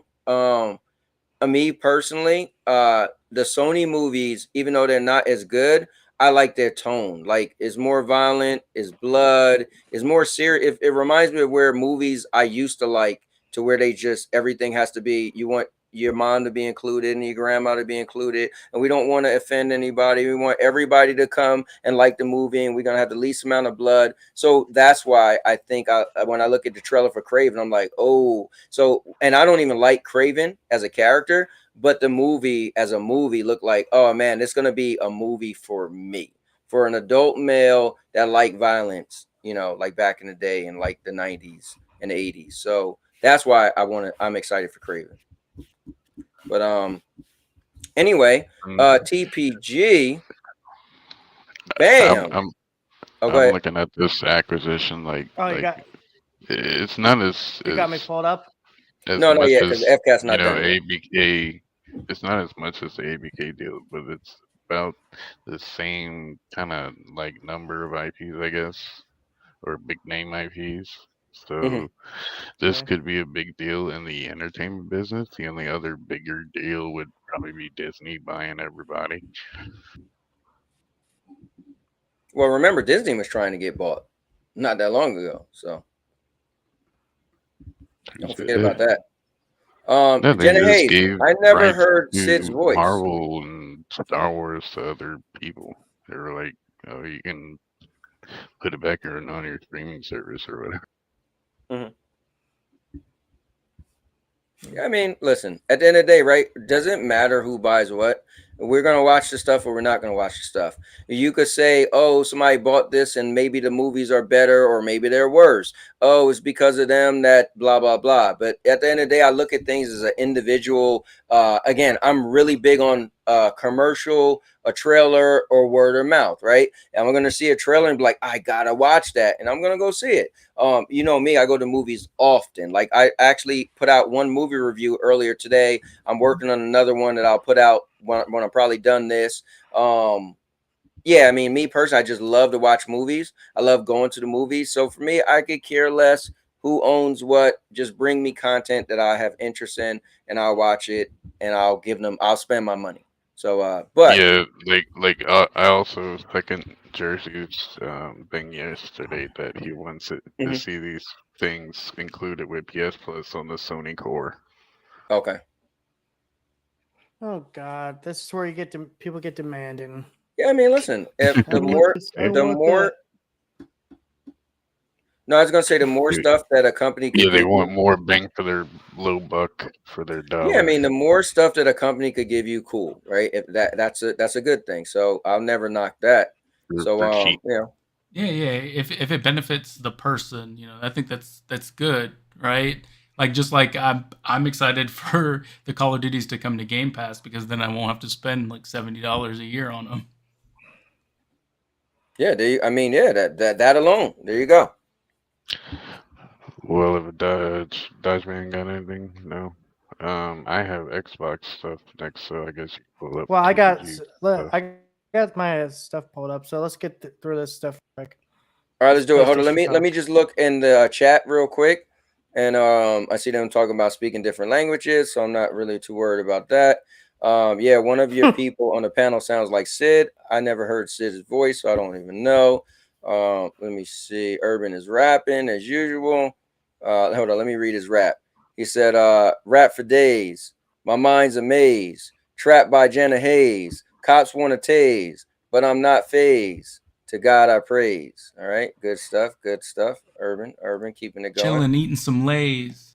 I'm waiting for Friday to get paid. All right, there we go. Yeah, I remember one time my wife and I, we used to do the Sandy and Anthony show, and the whole show we just was like rapping. We just went back and forth. It was hilarious. That was a funny show. Let me see. They're still talking about languages. I know Rain is big into history, so that's pretty cool. Maybe meeting Mr. Urban World is going to be good for you. All right, so let's move on. Bam, TPG. We're going to bring up your stuff. Okay, how's it look? Looks good. Okay, so my screen's on the stream. Yes, sir. It says HellDivers2. HellDivers. That's what I had. Yes. Yeah. So HellDivers2, guys. HellDivers2 is rumored to be coming to PlayStation. It's in preliminary talks. So HellDivers2 coming to Xbox? I don't know. No. What do you think, Cowboy? You think this would be a nice little shot in the arm? So I'll go. I think, you know what would be cool? I do understand brand supremacy, right? And that just means you keep things for you and it make people look at your portfolio and say, whoa, you can only get that there, right? But I think Microsoft giving out some games here and there, and they're actually going to make money off of that. I think it would be wise if Sony said, you know what? Let's put Helldivers on Xbox also. It's a popular game. It's only a $40 game. It's a AA game. Let's put it over there, do cross play, and let this be the one game where everybody's playing from PC to Xbox. And it might even be able to put on Nintendo, maybe. So if I was Sony, why not? I don't. Now, granted, you could say, well, recently that's their one IP that's doing really well, and why share it? But I think maybe like 6 months to a year, put it on Xbox. So that's my thoughts. What about you, FCat? This is a sad pipe dream for Xbox fans that they keep coming up with this rumor. And don't hold your breath. Okay. So Lion also said he doesn't see this happening. What about you, TPG? So, the PlayStation fanboy in me is screaming, no, don't let it happen. Because, I want to rub it in Xbox's face. But the rational person in me, the 90% of me, says, good. More people play, the more people spend money on the game. The more people spend money on the game, the more support the developer gets. So, and the publisher. So, I think it's good. Now, do I think it could happen? Yes. And here's why. We're living in very unprecedented times. We now have Xbox games, directly Xbox games on PlayStation. Rumors are Starfield might be coming to PlayStation by the end of this year after the DLC's release. I think it's time. I think it's time for Sony to share the love. And technically, this isn't one of their first-party studios. This is more of a second-party studio. So, makes sense. If Sony and Arrowhead said, hey, let's put on Xbox, make some extra money, I think it's a smart move. It's a smart business move. It's not about console wars anymore, guys. It's about publishing wars. And guess what? Sony's got IPs people want. Unfortunately, you can't mention Starfield in PlayStation in the same sentence. Yeah, he's gonna get to that. But all right, Maker, you? For me, I think what happened is I think like the CEO of Arrowhead Studios went up to like the board at Sony and said, "Hey, we're doing really well. Can we make this for Xbox?" And I think the board went no. And I think that's how it went. They're just like no, because I don't see it happening. Not anytime soon, at least. For Sony, especially for not such small of a pie that Xbox is. I maybe Switch 2. I could see something like that. But I do think in eventuality we're gonna see these games go everywhere and not just on their single devices. It might be timed. It might, you never know. But we'll see how it goes down the line. It would be nice if we could have like games like these on all platforms, because then that means more people, which means the game stays alive longer, has a significant player base. But I just don't see it happening. Look what Wilson said. Wilson said, Helldivers need to fix its in-house matchmaking before it ever dares to crossplay. But there's not really a matchmaking in Helldivers 2. But it's not PvP, they're PvE. There is matchmaking. Matchmaking means it groups you up with people. Yeah. So Okay. Go ahead, Dodge Man. What about you? So me personally, mainly I'm on PlayStation, but I'm not gonna sit there and say don't put it on Xbox, because it is a good shooter game. And a lot of Halo people, it'd be a game that they'd love too. So for me, I would say, yeah, go ahead and put it on Xbox, because I think the game would do well on Xbox, just because. That'd be my opinion. That's cool, man. You know what? I'm loving that it's more level-headed gamers nowadays. That's kind of like not so caught up with the console war stuff. That where we kind of understand, like TPG said, it's not a console war, it's publishing war. We kind of get it. Like at the end of the day, long as we get to play our games, like what does it really matter who else is playing another game? But anyway, TPG, you moving on. I see. So what's this one about? The next one, latest Sony pen wants to take the grind out of games by playing them for you. So basically, the idea of this pen sounds like it will be a accessibility feature. Essentially, it's an autoplay feature that the game takes over and plays itself during segments that a player might find boring or time consuming. So, for example, in Helldivers, let's say you're playing a mission that you think is boring. I guess I'm gonna close this out here real quick if it decides to. And let's just say like you're playing an easy mission, but you're doing it for friends. Like, okay, just put it in there, go. It auto plays itself, but it's like doing the bare minimum. And then maybe you could take over after like a certain point, like after it does the basic task. It's like, okay, now let me take over. Now I could play all the side stuff. So I don't think this is actually a bad idea, because there are people out there who do kind of use bots like that in MMOs, from what I heard in the PC gaming community. So, what do you guys think? What do you think, Cowboy? I don't. I mean, I remember the days where we used to take a whole day, like we would take Saturday just to farm in Destiny, Destiny Part One. And I mean, I guess if I had something to farm for me, but I don't know, it's weird for me. Like, I think I want to play the game itself. Like I remember, years ago, this is going back, Nintendo, probably Super. No, sorry, it was PlayStation 1. My friend had a turbo controller, and he had his character just stand in one spot on Castlevania Symphony of the Night, and all night he just kept swinging because the enemies never stopped, and so that helped level him up. I was never one for that. I kind of want to play the game myself. I want to farm and do stuff myself. So for me, I kind of don't. And then I also like when people are like, "Oh, how many hours you got in the game?" Well, half of my hours is going to be because I had the game playing itself. And I don't know. I don't think this caters to my thought process when it comes to video games. I think it's more of a PC thing, probably. And I think I'm just I'm just that much of a console guy that I don't know. I just want to play my game myself. So, what about you, Maker? What do you think? Oh wait, it's to you now, TPG. No, it's to me. Oh, worse. Yeah, FCAT. Oh wait, my bad. I'm skipping FCAT because all right, go ahead, FCAT. Is this AI? From what it sounds like, it could be AI. Now, mind you guys, I'm just So gonna. what if the AI sorry, does something in the game on your character and it gets you banned? I don't know. I don't know in that case, but just so I want to clarify this real quick.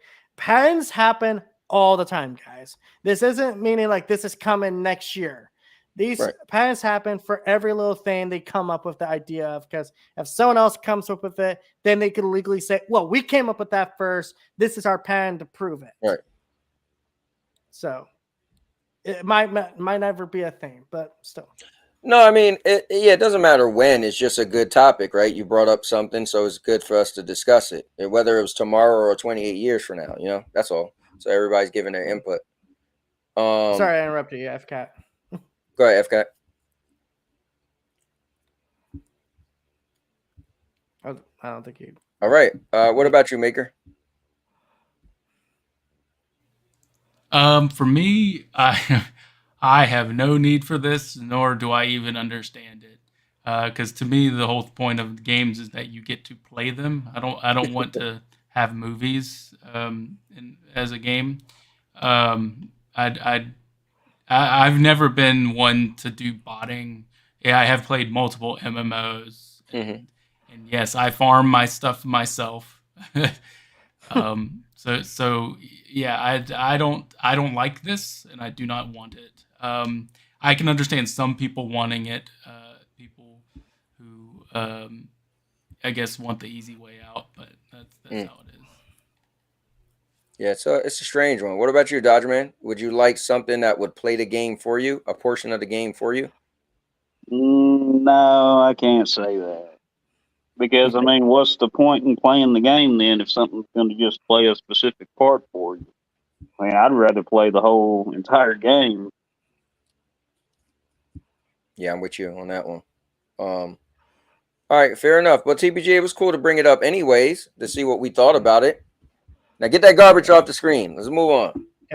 Okay, so guys, last week, actually, I think it was like the day after we did the Monday podcast, Sony put out the spec sheet for spec requirements for Ghost of Tsushima on PC. Well, then they also revealed something a little cool. An overlay for PC ports that supports trophies and your friend list. Now, mind everyone here, Ghost of Tsushima actually had a multiplayer mode that I'm not sure a lot of people played, but it's confirmed. Yeah, it's confirmed. It's crossplay on PC, so PlayStation 4, 5, and PC players can all play together. And also, you can unlock trophies on the PC, and it's still all under the same PSN account, your PlayStation account.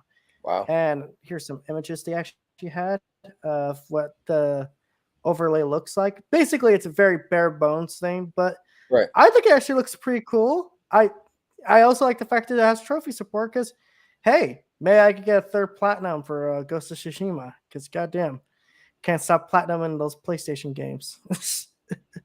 But yeah, I got you. That's kind of I cool. got you. Oh yeah, and here's the system requirements for Ghost of Tsushima. Okay. Yeah, you want our thoughts? Go down the line. Yeah, definitely. So I think this is just good stuff. I've never been into trophies. I think I've platinum one game, and that was by mistake because I love well, for maybe two games. But I love, and you guys know my favorite game is Prototype. So I played that so much, like I eventually was like, somebody asked me about platinum games, like, oh yeah, I don't play games, I don't get trophies. And somebody's like, you platinum Prototype? I was like, oh, I did, just because I played it so much, I just happened to do everything and didn't realize it. But for me, it's not about me. I think this is great, and I think the thing is, there's people who like to platinum stuff, but imagine if they bought a game for their PC and not for their PlayStation because they're, they got a really powerful PC, right? But then it would suck because it'd be like, man, I got this game, but I can't even get my trophies for the game. So them integrating it where you could literally still get your PlayStation support, that is a beautiful thing. I think that's really cool. And honestly, I think any game you port over, why not let you be able to do this for all games, right? Because then you will have a sense of feeling like, oh, this is still a PlayStation game. I'm just playing it on a different device, So I think it's a cool idea. And as far as the specs, I don't know much about PC, so I have no clue if that's good or not or whatever. But go ahead, FCAT.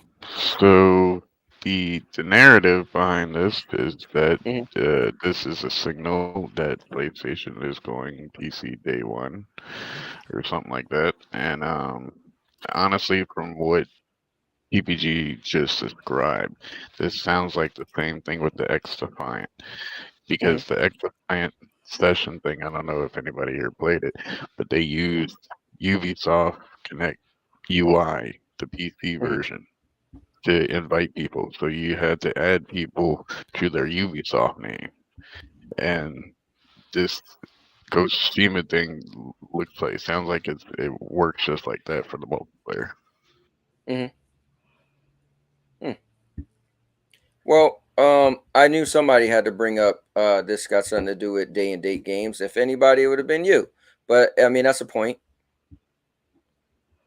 Well, that's the whole narrative that PlayStation's going third party. I got some thoughts on that. I didn't realize that was narrative. I thought it was just simply how cool would it be. That's the console war narrative. Yeah, I'm like, all right. What about you, Maker? Well, TPG, did you have more to say than your introduction? Well, I was just saying, like, I think day and date's inevitable at this point. I mean, this is kind of almost confirmation of that at this point.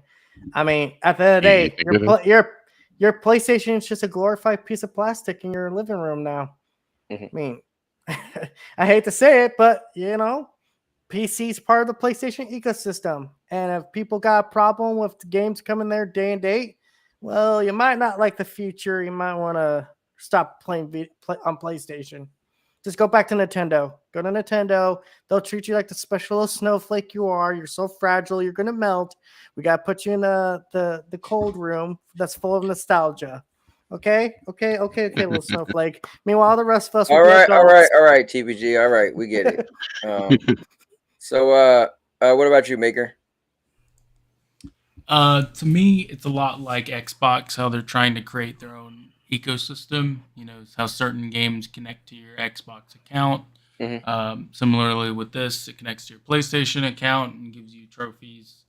So they want more people to invest into PlayStation's ecosystem. And I do agree that it is more shifting towards day and date PC titles. I know a lot of people are like, oh, they'll never do single player PlayStation games on PC day one. It's only multiplayer. They're all coming. It's just a matter of time. So yeah, we'll see how long that takes. I mean, it might be longer than 2 years. 2 more. Yeah, years. yeah. It might be. It won't be until the next console generation. Maybe. We never know. It depends on what their plan is and what they're going to do going forward. Right. All right. Before I go to Dodge Man, I want to say what's up to Rock. Rock said Chronicles of how do you say that? Maima. Oh, that's a turn-based.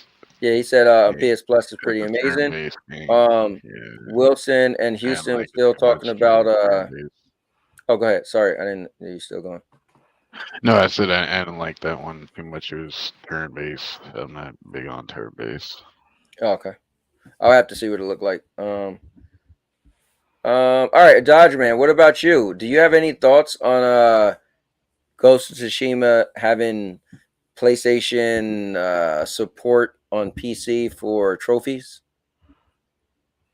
No, not really. I mean, it's another platform, and Sony's just trying to share their whole ordeal with PlayStation. So, I mean, I don't see a big problem with it.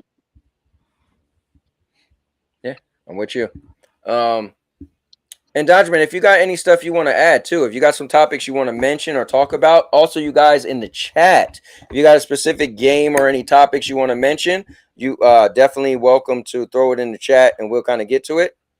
And I wouldn't be surprised if Dodge Man was a country singer. You guys don't know he's Garth Brooks in disguise. No, I'm no country singer. Okay, let's see here. I got one last topic for you guys, and then FCAT can take over again. Give me a second here. Can you guys see my screen? Yes. Yeah. Okay. Sony takes down a PS5 Pro YouTube video leak suggesting it's all legit. So I'm not exactly sure on all the little details here, but what it sounded like was there was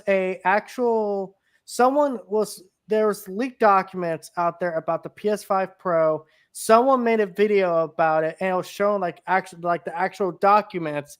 Sony stepped in, took that video down, which is a suggestion it's all legit. Because normally Sony doesn't give a shit if people make these videos all the time. But the fact that the guy showed the document in the video and Sony took it down suggests that document's legit.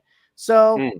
Guys, it's looking like the PS5 Pro is real. And if that's true, expect it by the end of this year. What do you think, Cowboy? So, I would be shocked if this generation didn't have a PS5 Pro because last generation had a PS4 Pro. I think it just makes sense from a lot of angles, right? For business, for consumers. Like some of us complain so much about 30 frames, and if they was able to come out with a more powerful console and maybe certain games that was only 30, you could get 60, that would be cool, right? Imagine still if you got a game that was like 1080 60, right? And you at least say, well, I got 60, and it was a legit 60, right? But 1080, right? I think some people would even go for that. So whatever capabilities they could add in this machine that wouldn't be in the last machine, I think it would be cool. But I do remember the last machine, the last PS4 Pro. Eventually, as I had it, it really felt like it didn't do anything extra. I remember when I first got it, I got it just for Destiny, and Destiny Part 2, the day it came out, Destiny 2 came out, and I remember looking at the side-by-side stuff because I had a PS4 Pro, I mean a regular PS4 and that PS4 Pro, so I wanted to see for myself. And I remember the first stage on Destiny 2 when you do the little story mission, and it was like you was fighting all the enemies, and it was like a house on fire. And I remember PS4 Pro, you seen extra flames that you couldn't see on the regular PS4, and that was really like it in that specific instance of that game. And after a while of playing, I forgot those little flames was there. I forgot the extra little sparks was there. So, you know, at the end of the day, I think it is real. It will be something. This might mean that is real, or this might mean that maybe they said something that Sony just personally don't like, and there's certain guidelines that you can't utilize, and if it gets on a radar, they pulled it down for those reasons. But I'm more than likely it's a PS5 Pro is a real thing. And if we're gonna go there, if you guys want to answer if you're getting it or not, I just throw it in the hat. I said it many times. I'm gonna buy one just so I can have two, so that my wife could play games in the bedroom and we could play together. Right now, I only have a PS4 Pro in the bedroom, and games like HellDivers2 isn't on the PS4 Pro. So, and I told her, like, I think she might actually like it. I think her and I could run around and have some fun on the game, not hardcore, but just have fun. And so I would get it just so I could have two PlayStations, because why buy a regular PlayStation 5 if they're going to come out with a Pro, right? Makes sense. Whether it does that much or not. But FCAT, what about you? No, I only upgrade when they stop supporting the system. So that probably won't be till PlayStation 6. Mm-hmm. No, but what do you think? What about answering this though? Do you think that means it really is a PS5 Pro? Do you think it's legit because they pulled More this than down? likely there is. More than likely there is. And I'm not sure if Xbox power race.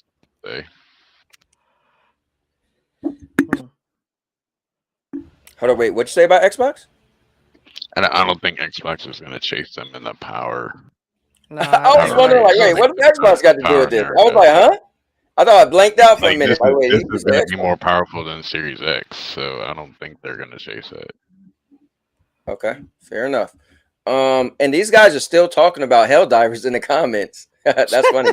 They're still talking about Helldivers and having issues and not having issues. But what about you, TPG? Did you have anything you want to add to this? Well, I think that first off, I think that the PS5 Pro is obviously real, because, like, goddamn, how many times you're gonna see the smoke from the smoke from the fire until you realize there's a fire? It's like, okay, this is legit. So yeah, and also they were talking about like something like ultra boost mode or something, all that stuff. Like, I want there to be a PS5 Pro, so then maybe Sony could have a better, edge in the power narrative. But at the same time, I'm not gonna buy it. I know people who would, but at the same time, it's like I got my PS5. I'm happy, but at the same time, I'm happy there might be an option for people out there that want a little bit more bang for their buck.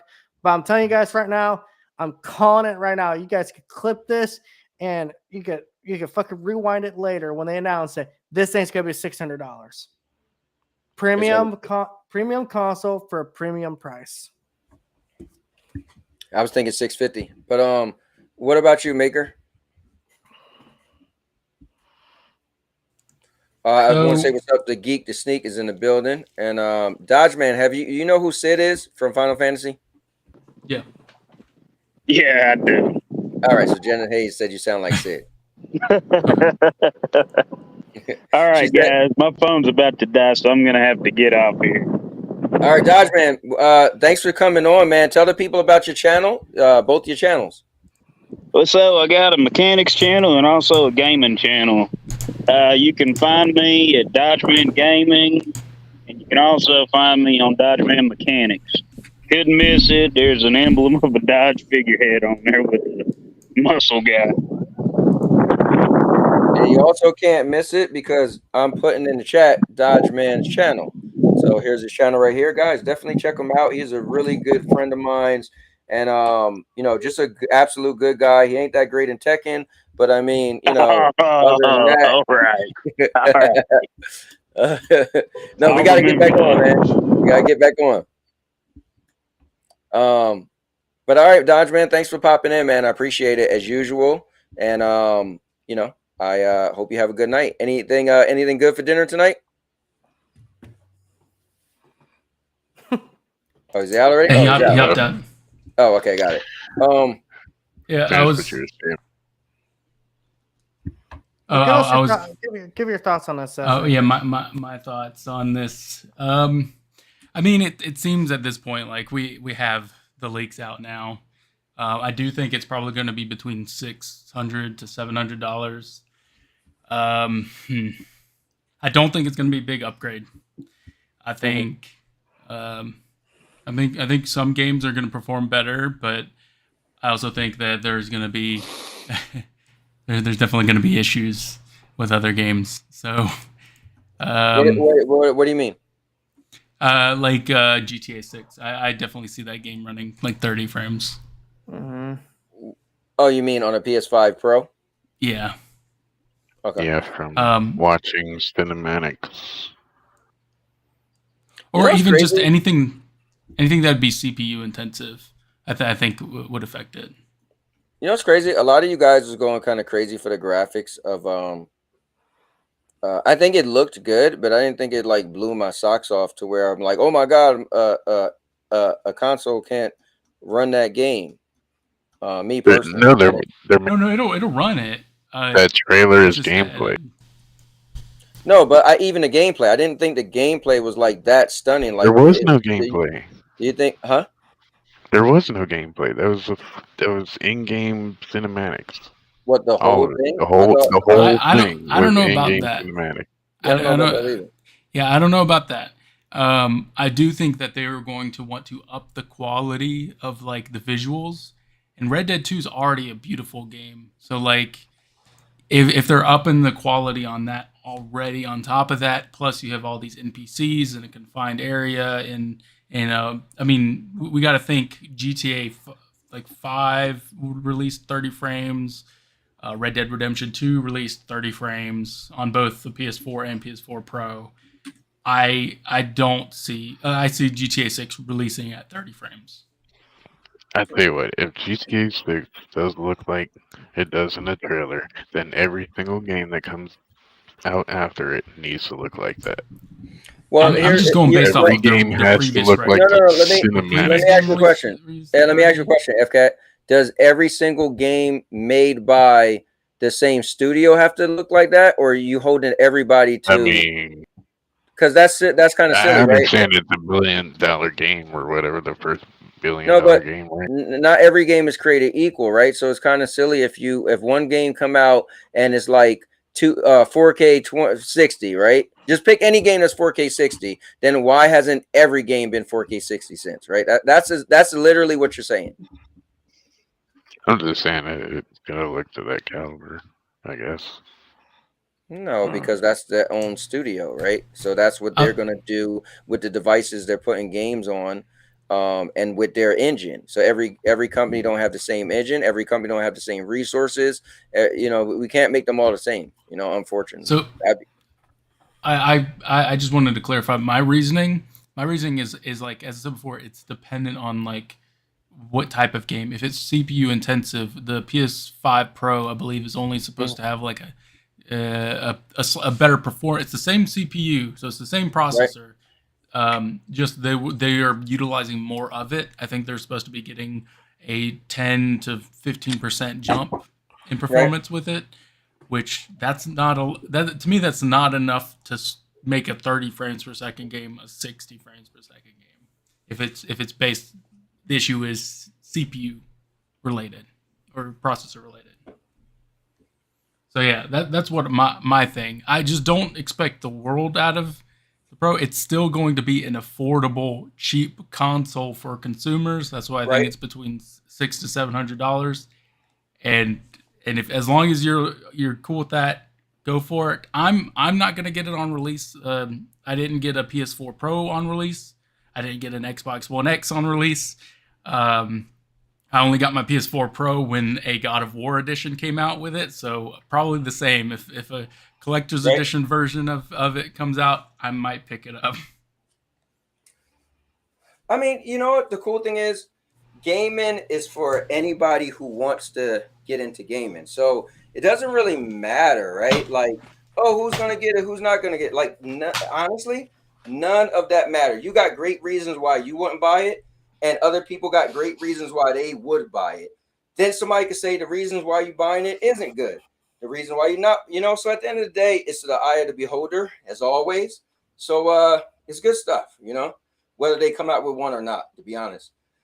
Because games are still going to come out and people are still going to buy games. People are still going to play games. So it doesn't matter. Like, this console doesn't make or break gaming. You know what I mean? And now your mom. Yeah. Cowboy over there working out. I'm just telling y'all, don't be surprised. GTA 6 just looks like a normal GTA. I mean, I'm sure in 2025 like or whenever it's going to come out, it's going to look good. Gameplay. But what I seen looked good, but it didn't make me feel like the console is going to melt trying to play it or something. It didn't make me feel that was actual gameplay.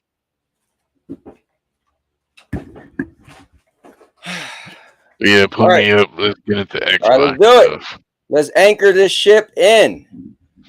So Meta partnering with Microsoft's Xbox to make a limited edition Quest headset.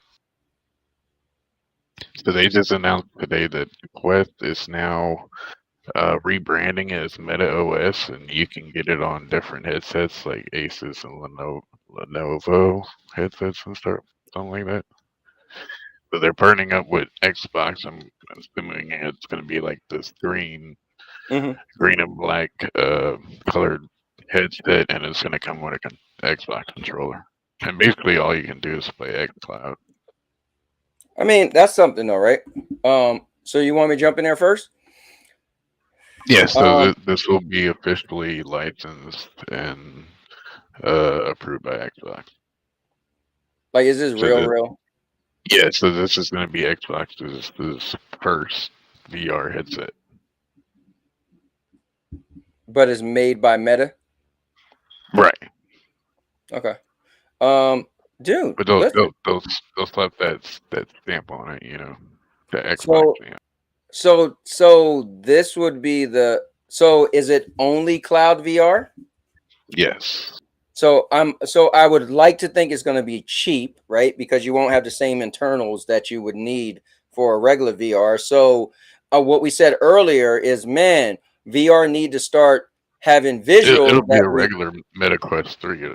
You can already do xCloud on Meta Quest, right? No, but I said only. So it's not giving you only. anything special. No, but only, right? So I asked you because I don't know. You're telling me. So is it only gonna do xCloud? Is what I'm asking. Yes. All right. So no, only gonna do it. Well, it's only gonna do xCloud, but it can also run Quest 3 games. Yeah, too. Wait. Hold up. It can only. It's just a Quest 3, but it's themed like an Xbox. Right, and it's got the Xbox stamp on it. Oh, so it's pretty much a Quest 3 because you could do that now with the Quest 3. Right. It's nothing different from the Quest 3. It's got the Xbox stamp on it. Oh, so it's gonna be the same price and everything as a Quest 3? Yeah. I don't know about pricing, but they said that they will bundle it with Game Pass and a Xbox controller. So it might be more expensive. Oh, damn. Well, either Sure. way, man. If they even And if that branding, Xbox logo on that damn so headset. no, because I was about to say that. $100. Either Yeah, way, yeah, Brandon is you're paying for Brandon, the and Xbox if logo. so, either way, Brandon is Brandon, and if it comes out as it's a Xbox VR cloud headset, what I was getting to is I wanted to see cloud become more of a thing, and this would be deep because this would be like, well, no, wait, it's literally a cloud device, right? For Game Pass. And Game Pass, you don't need to sell people on what Game Pass is. Gamers understand what Game Pass is, and it'll help with gamers understanding cloud more. Like remember, you know what the Portal, PlayStation Portal did for remote play. People had to understand, no, it's just remote play, right? So this would be like, no, it's just cloud as far as Game Pass. That's the So thing. This is like a PlayStation VR2 that's remote play, like the PlayStation Portal. yeah, so at the end of the day, I mean, I don't knock stuff. Like I don't know what to say besides, hey, look, put something out there and see if it blows up, right? Because maybe it will, maybe it won't. I don't know. So I think this is good, especially for cloud gaming. Anything that could come out and sell people saying this is cloud gaming, hear me roar. And hopefully people got good internet and they don't be like, oh, this thing is terrible. But I think that's cool. I think it's a good thing. So I want to see cloud gaming get my interest back into it because I'm not Yeah, I'm not interested. So this would be kind of cool. But go ahead, FK. imagine the person that buys this and they get horrible cloud experience. Yeah, I mean that could happen. I But guess go they ahead. can play the other stuff, but yeah, they got the regular native games. You can play native if you want. I mean, I'm not into VR, bro. They ain't sold me on this. Well, I'll say this, right? Not to back up a little bit. Let me say this. So I only play, right? So maybe it might be something to this. So for Hey, me, how you put the so two niche things together like VR and cloud? well, look at this, right? I only play Xbox games on xCloud. So imagine if I got a VR headset that was only xCloud. That's the way I would play games on this device, right? It'd be like I'm gonna eventually get xCloud, always cancel it every now and then and get it back when they got a game I want to play. So yeah, I don't know. I guess maybe this is just still you could just see it on there. It's not like you're gonna be playing the games in 3D, right? Is that the thing too? No, Like, it's just a screen with xCloud right. So that's running kind of xCloud. dumbing it down even more a little bit. It's like, okay, now it's a little lackluster. But all right, anyway, did you have more to say on this, FCAT? Nah. Yeah, what about you, TPG? TPG? Got nothing to say. Don't care. It ain't PlayStation related. That's why I don't care. Damn. Maker? Spoken like a true fanboy. Damn right. Well, PSVR 2 is dying, so he doesn't have much to say. Damn. Well, no, I do actually play VR. I would say I might actually pick this up. I typically do like more like black themed stuff, like my PC's black. My VR headset that I'm currently using is black. I do have the Quest 2. Mm-hmm. I like the Quest 2. I like how light it is compared to my like expensive headset that I do own. So having like a Quest 3 being more lightweight and like fun to mess around with, it'll be better than the Quest 2. I might pick it up just to test it out. I've never done the Xbox gaming on it with the cloud, but I may check it out.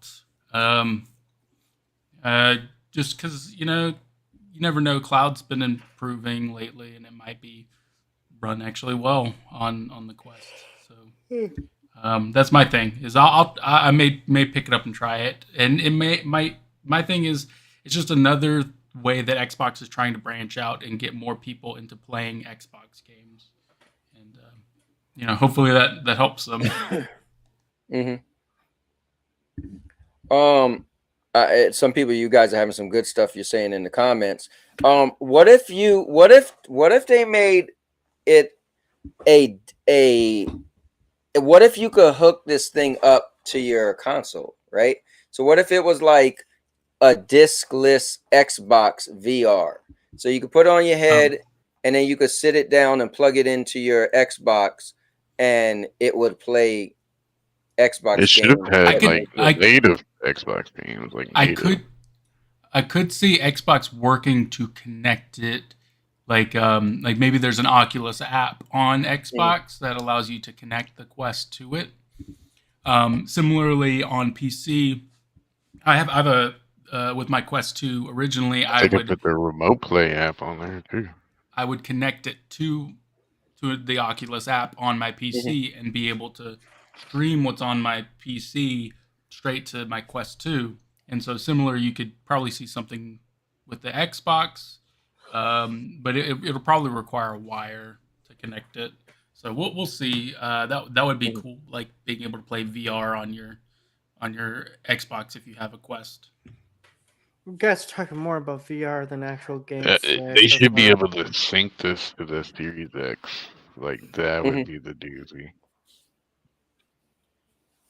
That would be the doozy, bro. These are just a waste of plastic. Or do the remote play app to that. As much as I dog on VR, and it is very much a niche at this point, I think that there is a tech there that is actually interesting and potentially, I think potentially eventually people will be using it more once it becomes more lightweight, once it becomes more affordable. I could definitely see it be used more. Oh, you know what I could see? I forgot to feed my fish. You know, I could see this happening when pigs start flying and angels start blowing kisses.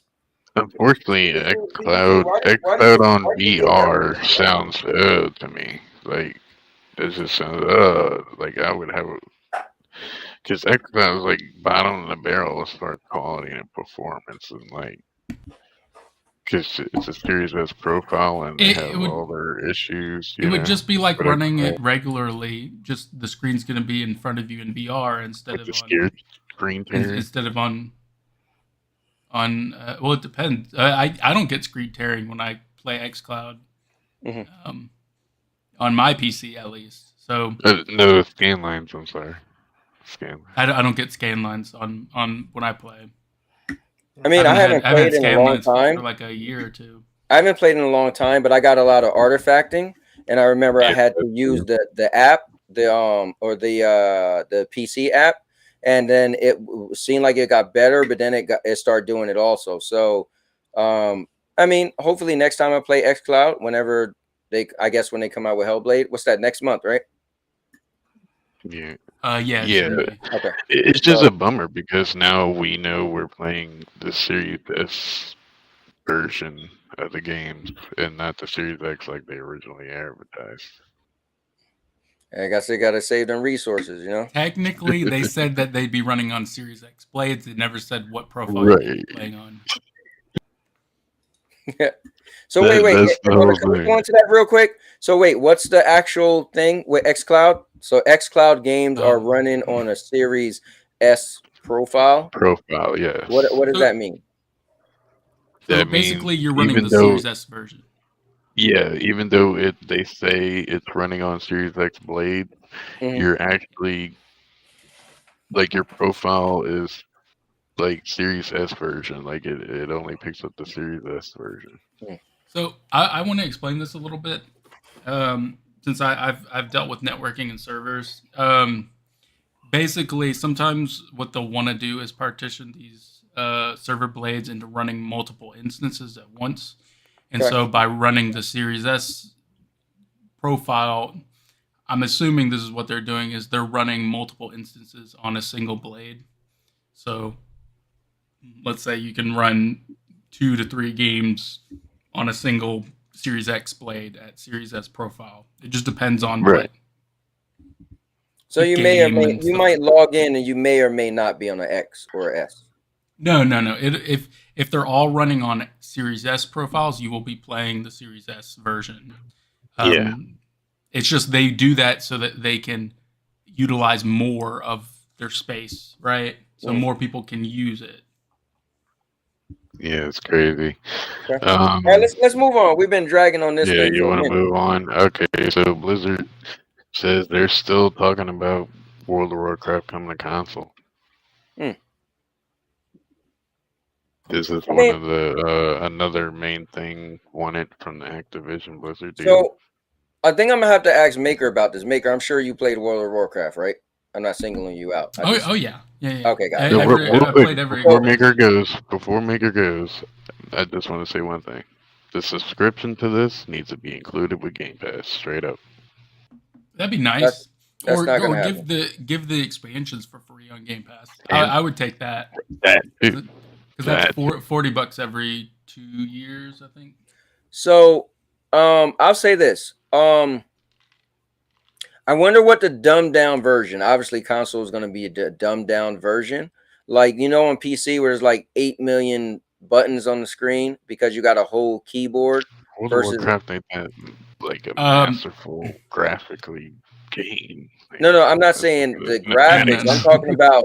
Hold on, let me finish. I'm not saying the graphics. I'm talking about the controls, right? The HUD, the what's like, you know, when you play damn, I always forget what's the Bethesda online game. Why I always have a Elder problem. Scrolls Online.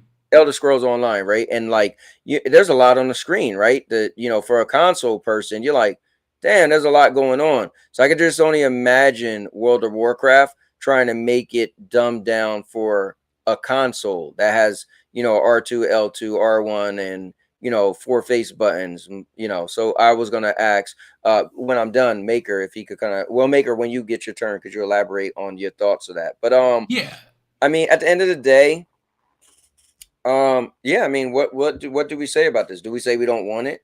Do we say we want it? I mean, hey, if Blizzard think they could bring this to, maybe there's people on console that never was into PC, but they, like my friend Bob, he was so into this, and he used to explain to me like a MMO, and you don't get that it's people all over the world running around in your game and stuff didn't understand until I played Destiny. And I know Destiny is like a watered down MMO to a PC game, right? So I finally played Destiny, or when I played Destiny, one of the biggest things that blew me away was there was people running around in the game, and I was like, "Are those real people?" And my friend was like, "Yeah," and I was like, "Wait, how are they in my game?" And it's like, "What?" I was like, "No, this is how things are on PC. You don't need to invite people to your game. We're all in the same world." I was like, "What?" I'm used to like you have to invite somebody, right? So anyway, so I think there might be people, what I'm getting to, that might be excited for World of Warcraft on a console, is what I'm saying. So real quick, let me throw a question in that adds in with this question if Okay. this thing's coming, and this is gonna stir some stuff up. Do you see this game coming exclusively to Xbox, or will they put it on PlayStation also? I think they would put it on both because I mean, World of Warcraft is like synonymous. Like, if people know what this game is, right? Well, how cool would it be if it just hit both, you know, the big platforms like at the same time? Man, they would capitalize on so much money, on so much popularity, on so much like it would just Right. it'd be a big deal to me. Right, it would do great, but personally, the Xbox people are gonna want this exclusive lockdown, only on Game Pass kind of thing. I always gotta remember whenever you're talking, you bring up a console war thing. I was kind of like, huh? I was like, oh yeah, I forgot. There is a console war thing. So yeah, we do have to talk as if, yeah, we hate everybody to have everything, you know, the same stuff. I forgot, my bad. But it's your turn anyway. So if you want to elaborate more on you know. No, I'm just saying, like, yeah, it would do great, multi-plat, but you know, like I said, the Xbox fanboys they want it locked down exclusive. You know, we paid for them, kind of thing. And I would want to see that too. I mean, as a former Xbox fan, I guess. Like, show me the fruits of the labor of the Activision Blizzard deal. Like, give it to me. Like,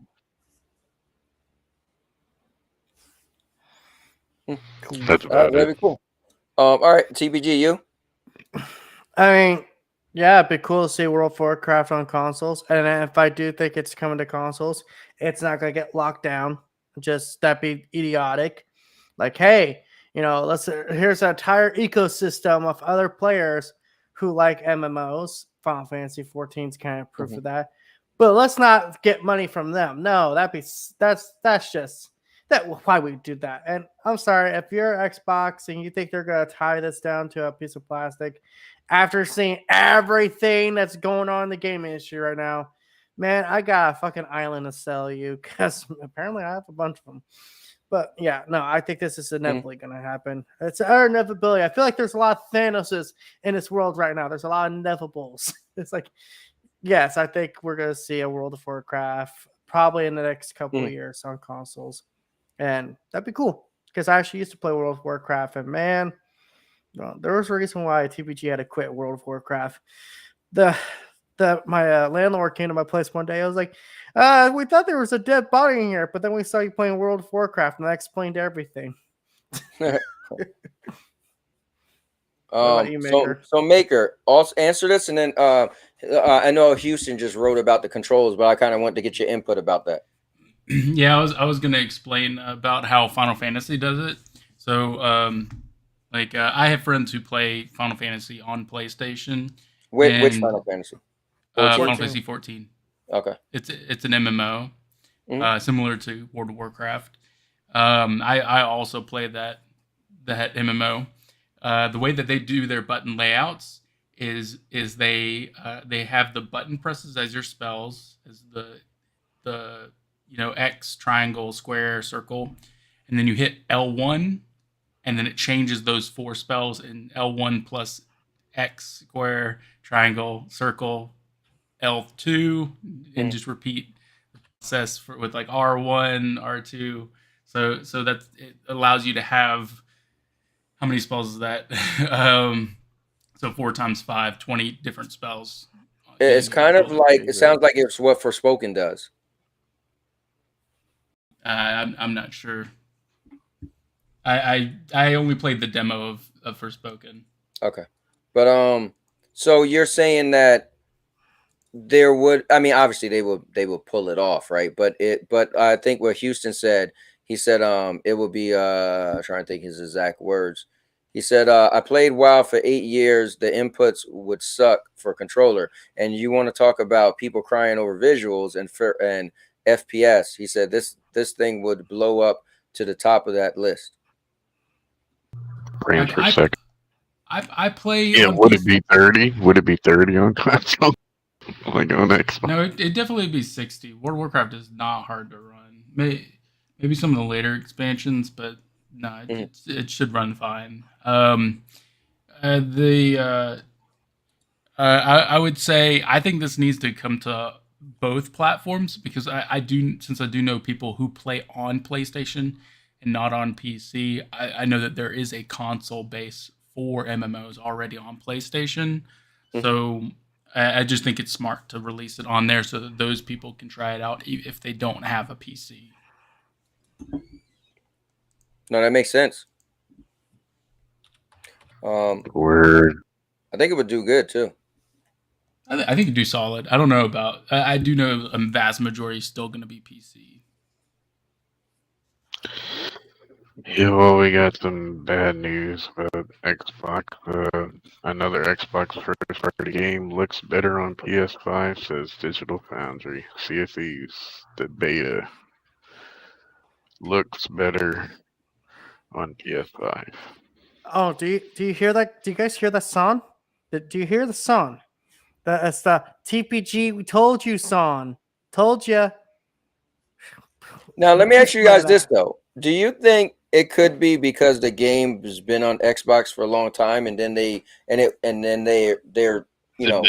porting it over for a PlayStation 5, so they're what they're working on, they're just putting more into it. So before Beanie jumps in here with a whole defense, look, might I remind you, this game came from Xbox One. Then they put in the Series XS enhancement. Series S, ladies and gentlemen, that's your culprit. Well, what I'm wondering about is the reason why PlayStation 5 is getting all these extra. It's little things. It's like Shadow. No, yeah, but hear me out. Like, you remember when The Last of Us got ported to? You remember when The Last of Us got ported to PC and it was terrible, right? And that's the company that he chose to port it. So could it be that, okay, this game already been out for a long time and now they're porting it as a brand new game for PlayStation, so they're probably adding a little more bells and whistles with the hardware that they have, because it's it's a brand new, well, it's a brand new port versus a game of what they already intended it to be. So could it just be that simple? Like it's not, like maybe it could do the same thing on Xbox, but they would have to just, I guess, redo it or whatever. But before you guys answer that, if you're gonna answer it, but I'll say this. Yeah, I mean, listen, I personally do believe that, and it makes sense to me. I'm a logics guy, and I could be wrong, but I think the Series S is probably some of the main problems for Xbox. It just makes sense that they have two consoles. One can't do but so much, and they don't want it to be so far apart. It would kind of be a little bit silly. But then again, I feel like, why would it? I mean, you sold one that's $200 more, so it should do a lot more.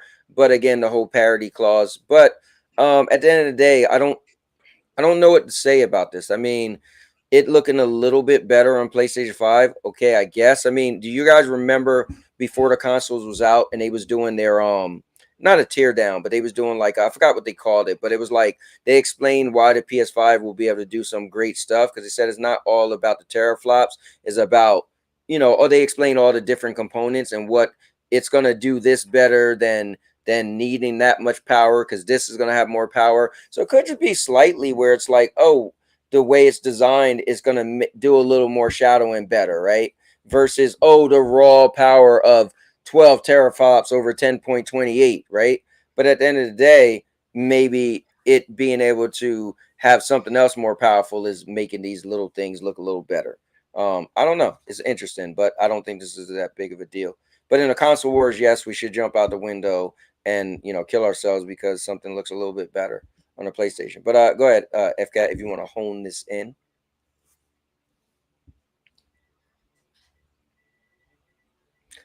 TPG, if you want to hone this in. I'm allowed to go a little pony-ish, am I? Sure, why not? You know me, I don't like to censor anybody. Just. Well, you know what? There's a former undisputed WWE champion that has something that I think Xbox guys just need to acknowledge, and they acknowledge this little fact that PlayStation is better. Just simple as that. Okay. So acknowledge me that fact. Exactly. Oh, you know what? man. I'm sorry. I feel sorry. I'm starting to feel bad for Xbox guys. Now they're getting to beat to death by their own damn games.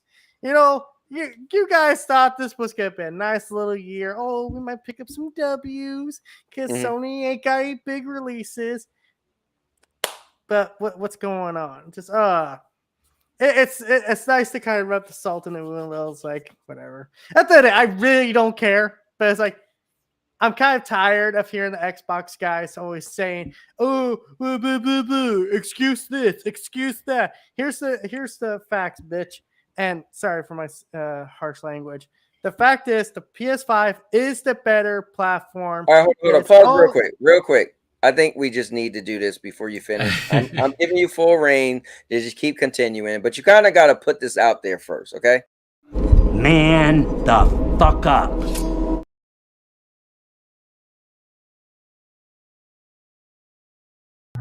All right, continue on your rant. Matter of fact, how about you? Okay, how about you?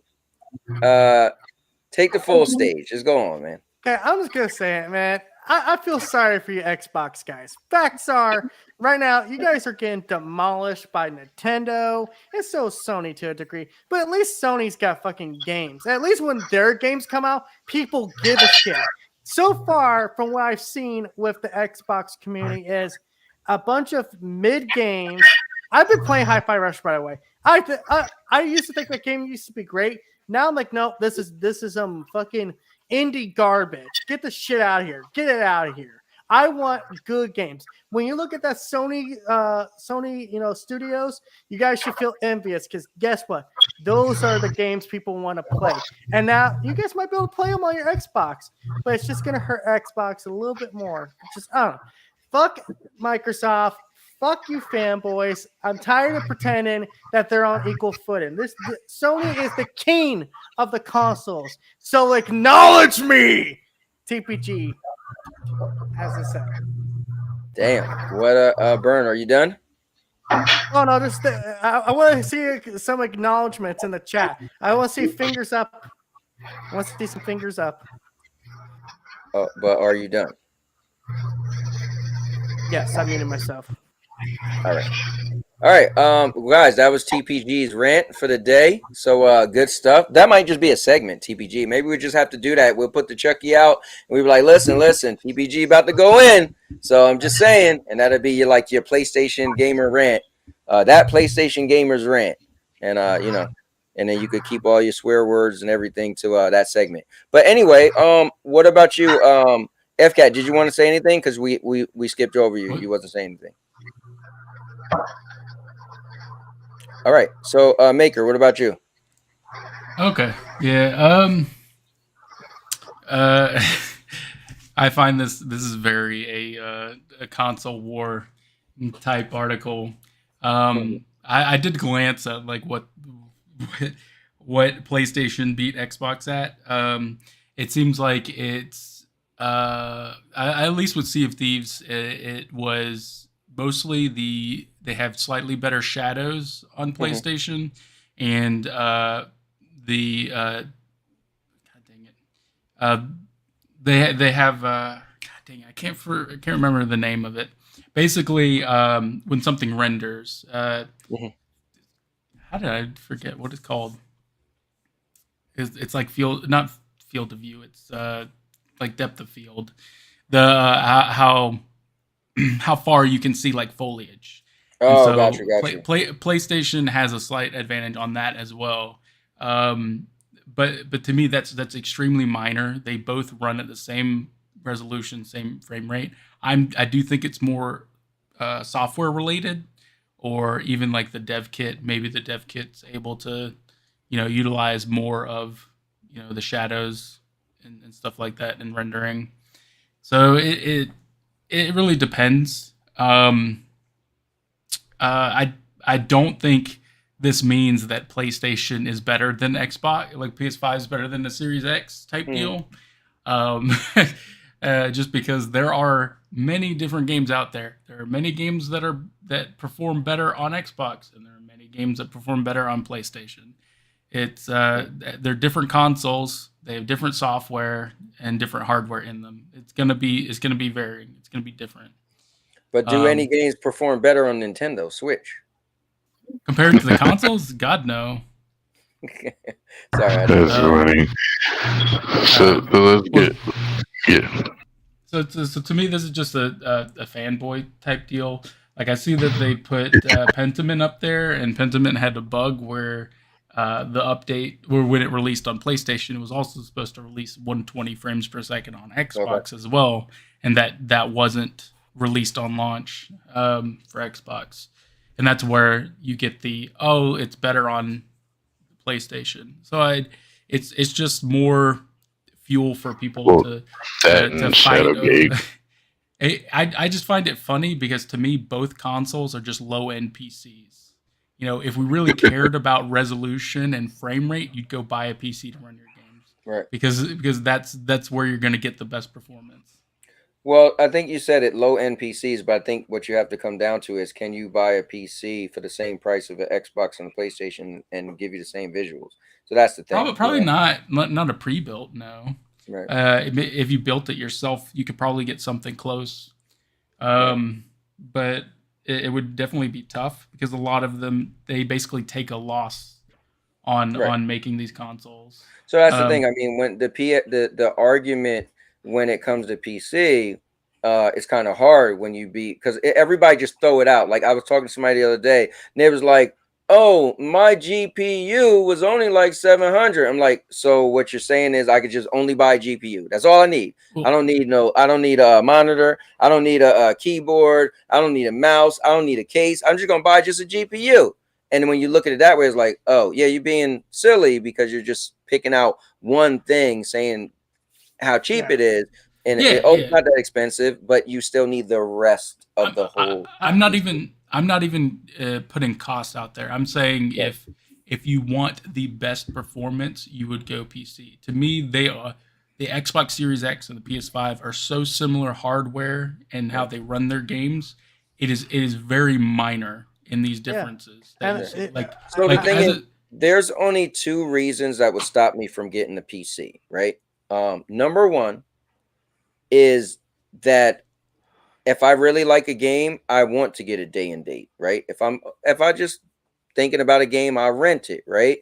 But the problem is I do like some games that PlayStation have, and I can't guarantee to get them day and date on a PC. So that's number 1, right? And then number 2 is the money factor. I don't have a problem spending a lot of money on something I want, but I just know me, right? We talk about PS5 Pro, I'm gonna buy it. The problem with PC is they upgrade too often. And I know people say, well, you can have it for a while, you need to upgrade. But trust me, there's going to be a game that comes out a year after you just upgrade it that your PC isn't going to be able to run with the optimal specs. It's going to happen.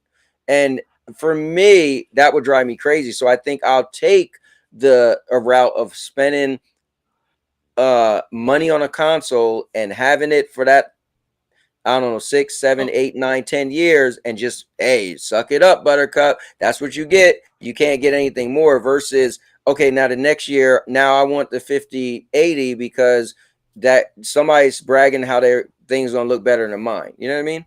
So I feel like those are 2 reasons.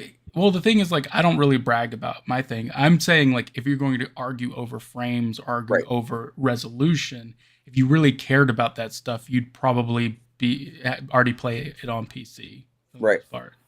My whole rant was about, like, I'm just tired of hearing Xbox guys go, ooh, wait for Xbox and PlayStation guys do that. Your rant was a console war. We're not having a console war conversation right now.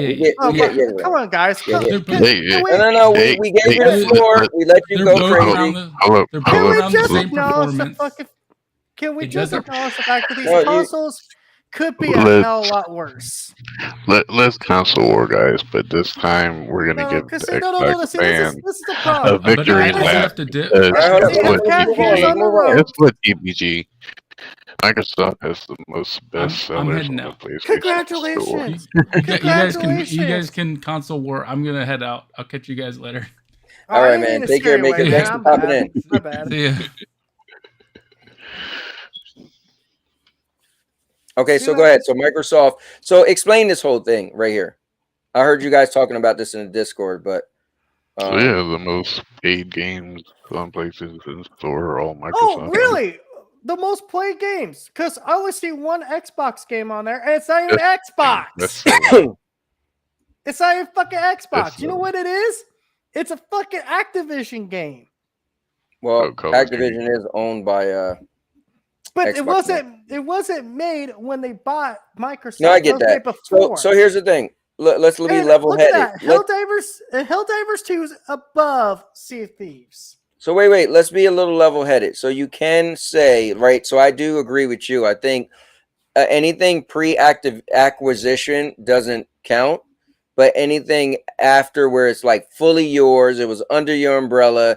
When they was making the game, they had to come to you for some reason, or the developers were getting paid by your Microsoft when they was creating the game, right? So then I think that counts. But so what games is it saying? Could you make that bigger? Because I'm trying to understand like what games are Microsoft. These aren't the games.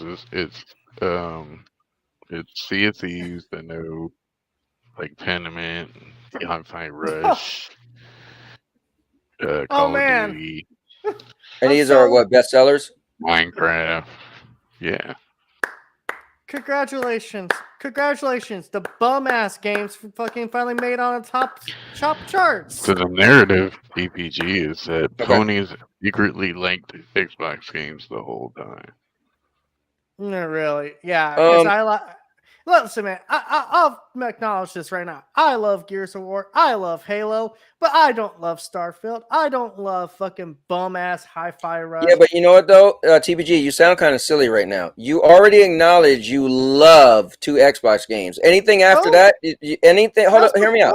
Hear me out. Hear me out. Let some logic sink in. If you just made a statement that you love Gears of War, love Halo, anything else after your mouth doesn't matter because somebody's just going to point at you and be like, "What did you just say?" You know what I love more? I love The Last of Us more. I love God of War more because those actually were top quality, top shelf games. They didn't drop off after a certain point.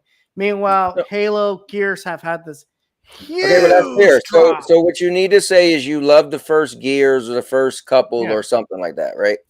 Because the thing is, you're falling into your own console war, right? Like if you're going to console war, you got to make sure you make good statements so somebody can't hold it against you. But you start off by saying you love two of their titles. Somebody be like, wait, what? What? So what? I'm not really console war. I'm playing up a character right now. I'm being a wrestler right now. I'm being a wrestler. Step out the console war and let's step out of Twitter. And what this shows me is Twitter people do not exist. Because the people on Twitter, they do not care that an Xbox game shows up on PlayStation. They're not going to look at that and just be like, oh no, I hate Xbox, like they do on Twitter. No, that's not real. People are going to buy these games regardless, like the average Joe Blow who ain't on Twitter. I do find it ironic that these games aren't on the top of Xbox's charts, but they're on top of Sony's. Oh Lord. Well, I don't know. I never took the time to look, but at the end of the day, I think this is really nothing. Because my question, he's just baiting Cubini at this point. But he's not even here. Next when Xbox doesn't need to win the console wars, it's already dominating PS5. No, I do kind of agree with this. Dude, right. See right here, you guys tell me not to console war and shit. What the fuck is this? If not no. But listen. That's why I want us to go in order. If you want to scream and curse and flip out when it's your turn, then go ahead. But like, because the thing is, I don't mind kind of console warring if it's going to be constructive, right? Then we're not just a bunch of people screaming because that's when I'm just like, bro, I don't even want to be on my own show. So I'll take a stab at this, right? Me personally, I said a while ago, I said there's a boss move and there's moves you can make. I personally think when you look at console wars, right? The measuring stick to console wars was who sold the most consoles. That's how it started. Who sold the most consoles? Sony was leading forever, right? So the thing is, it don't turn to who's buying the most studios, which game got the most views on Steam. Like, it's crazy now. So what I personally think is, and you can still use this as an indicator, I still think you're going to have to give Xbox credit as far as financially, meaning they own some of the biggest IPs ever. And now going forward, those IPs are also going to be on PlayStation and Nintendo and PC. And so they're not only going to be getting money from those games being sold on Xbox, but they're going to be getting money from those games being sold on Xbox or PlayStation, PC, and Nintendo, right? So for me, that's a boss move. It's like, yeah, can I just stand on my corner? And all right, let me not use a drug sell analogy, but can I just have my mom and pop shop and I sell the best French toast better than anybody else in my community? Or do I have a franchise and in your community, his community, his community, his community, we sell the best French toast in everybody's community? So I personally think that in that way, you can look at them as where, and I say Microsoft, I don't say Xbox, but where Microsoft is going to dominate gaming. Because in a fanboy world, because they're going to be like, I mean, yeah, you guys are small fry. Like, yeah, the God of War is a great game, but how many copies did you sell? Because now, you know, they're going to have games under their helm that's going to like, can you think of the bragging rights when Call of Duty, the next Call of Duty under Microsoft becomes the best-selling game by like so many copies, and you look at anything on Sony that can't touch it, the bragging rights is going to be crazy. And I said this first. So any Xbox people out there, I'm giving you free ammunition. anyway when it happens. But anyway, I think Xbox is going to dominate in the console war. It's not really going to mean nothing in reality, but in a console war, it's going to be really good bragging points that you're not going to be able to out talk if you're a PlayStation guy. Like, yeah, you're going to be able to say like, oh, well, this game is better because it won Game of the Year, and somebody will be like, yeah, I hear you and all, but how many copies did it sell? And you're going to be like, and how many did Call of Duty sell? And everybody's going to have to shut up. But all right, that's all I got to say. Yeah. As far as Call of Duty coming to Game Pass, yeah, that would be the big deal. Okay, can I do the GPG-ness now? Can I say something? I'm not gonna go console warring. I'll behave myself. At the end of the day, guys, I'm mostly just playing up a character when I'm being a pony like that, okay? You know, I'm trying to wake myself up too, because some of these subjects are kind of fucking putting me to sleep, like talking about headset gaming and shit.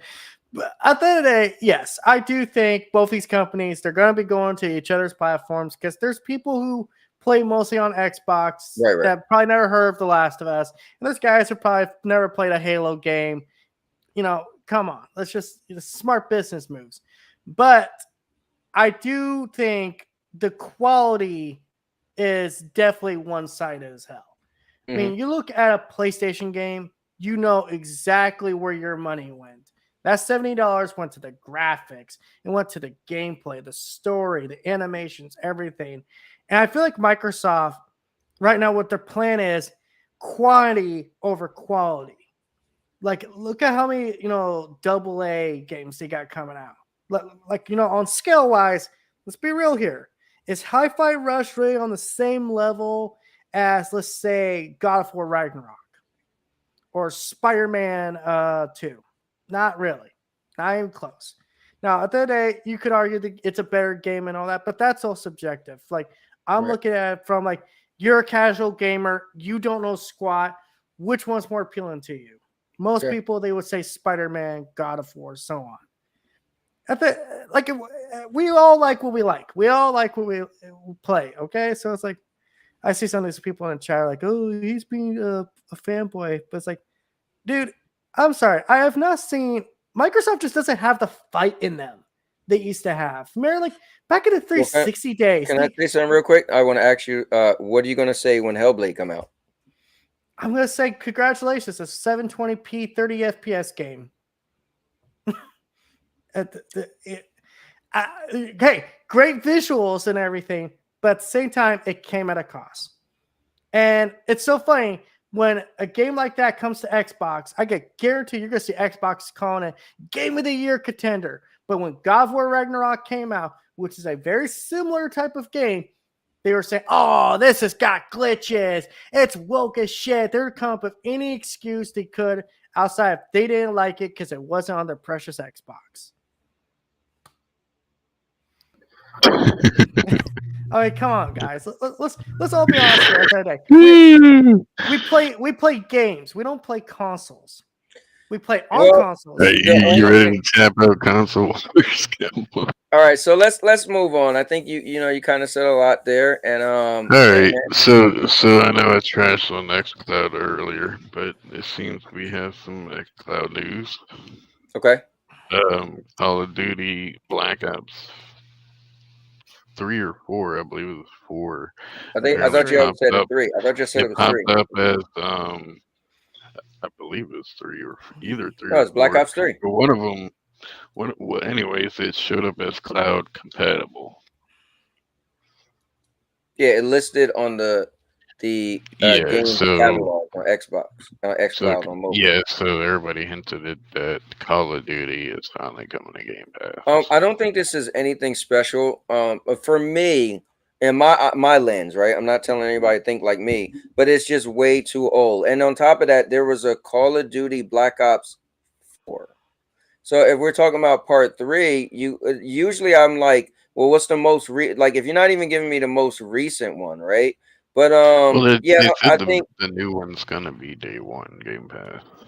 Well, yeah, but if we're just talking about this right now, I think what the cool thing is, it could like that one leak was about PlayStation 5 Pro. So maybe this can be like, oh wait, they're getting close to putting some Call of Duty games on xCloud. Because what if there was a person who had PlayStation and they played Call of Duty, right? But now the Xbox person is like, man, that was my favorite Call of Duty, but I don't want to pay for it again. I mean, I'm just saying, I don't know.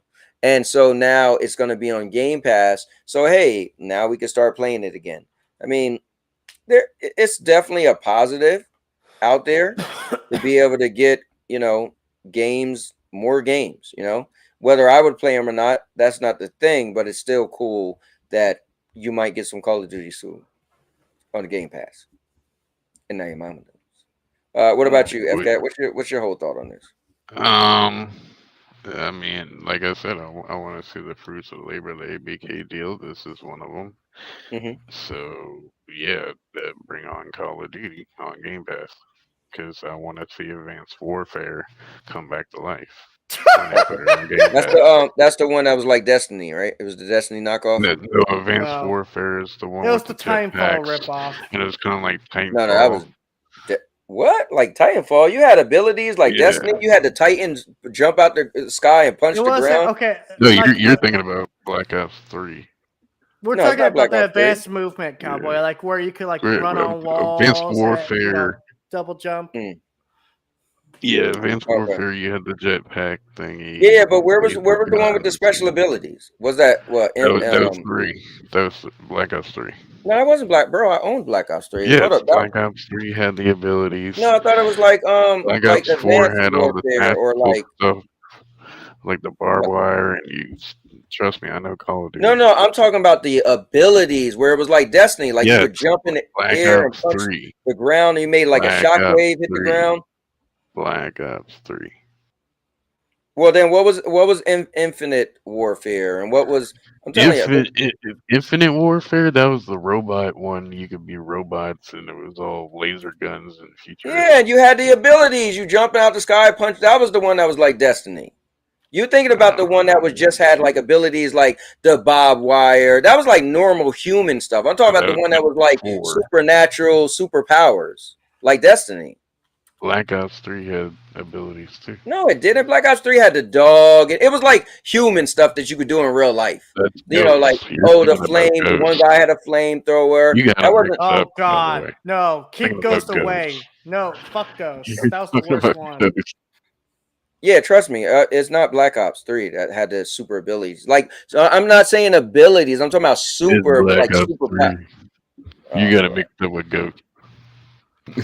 All right. Well, but anyway, this recently popped up, and people are speculating that this possibly means stream games you own is coming.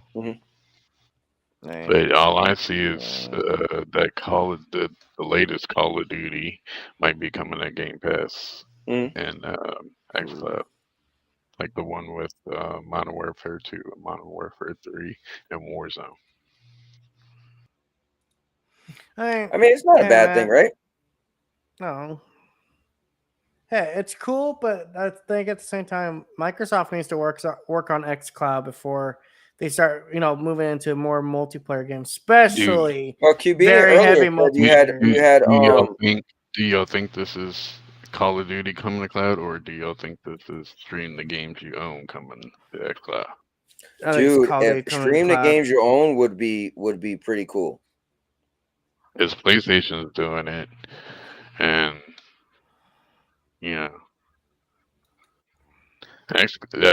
apparently Phil Spencer said that feature is supposed to be coming this year.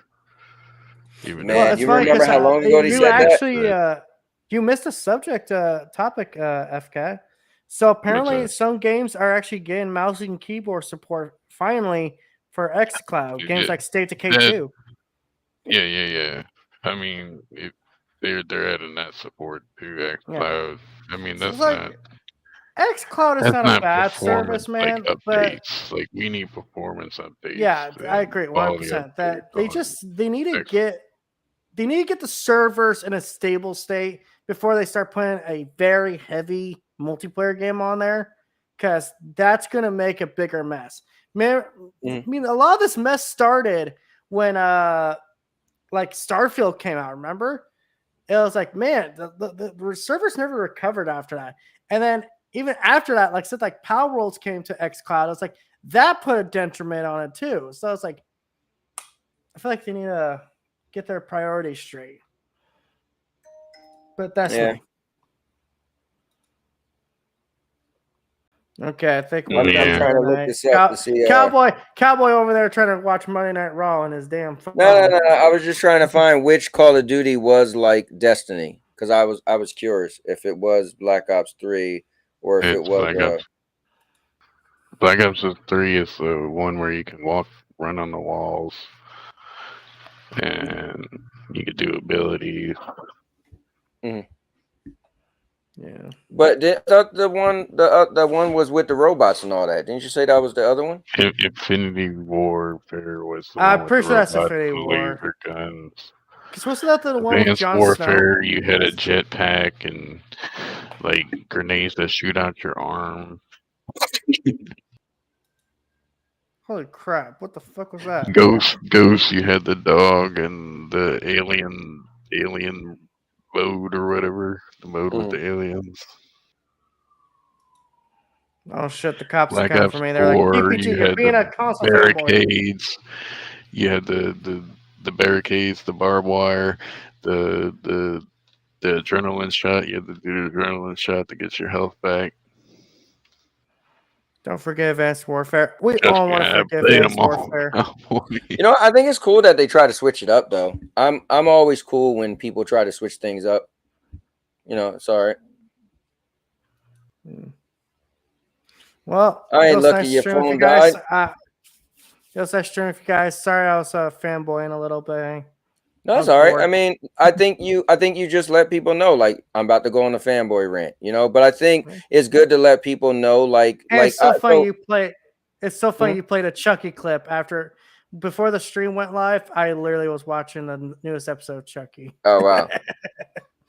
Yeah, when I was and when I first came in the community, I was like the bad guy, and I told people I was a wrestling fan, so I used to like make videos on people and like flip out on them and stuff. And then just the other day, they do this thing called Raise Praise, and they made me the Raise Praise guy. Right after all these years, I should have been got one, but they said, yeah, people didn't like Cowboy at first, but they didn't get it that it was like a thing. It was like his gimmick, right? And so I'm very different than when I first came in the community, because I kind of pissed a lot of people off. I pissed everybody off at one point in time. But I always told people, like, dude, I'm in here for entertainment. It's different. Like, yeah, it's more of a gimmick for me. It's more like, so I think it's cool when you put it out there. So if people don't always think like, oh, TPG's this a-hole that, you know, blah, blah, blah, right? Because we've definitely had great conversations where you was like in the middle, where you was like, look, at the end of the day, it doesn't matter. Just whatever you like. But at the same time, yeah, I mean, there's time for fanboy stuff and the wars and the console wars and stuff. But I think it's cool to let people know, like, you know, like, you know, you're not all the way left. You do have a level head. Because I think that's the thing what a fanboy pretty much mean to me is they don't have a level head. Fanboy, or when there's many times we had conversation, we said, what's your definition of fanboy, right? And for me, fanboy is just when someone lose logic. When they're just so into something, they lose logic, and they'll say stupid stuff like, you know, this is better than anything just because. They got no real answer, blah, blah, blah. I know I'm missing Raw. I'm going to get to it. But anyway, convenience comment. Convenience comment about xCloud. Yeah, how long has xCloud been in beta? For what, 3 years now? 2-3 years now? Well, yeah, you know, it's crazy I'm though. watching Monday Night Raw. It is still in. Yeah. Let's wrap this thing up, man. What we got left? We good? You guys have a good night. You too, chat. Let's jump up.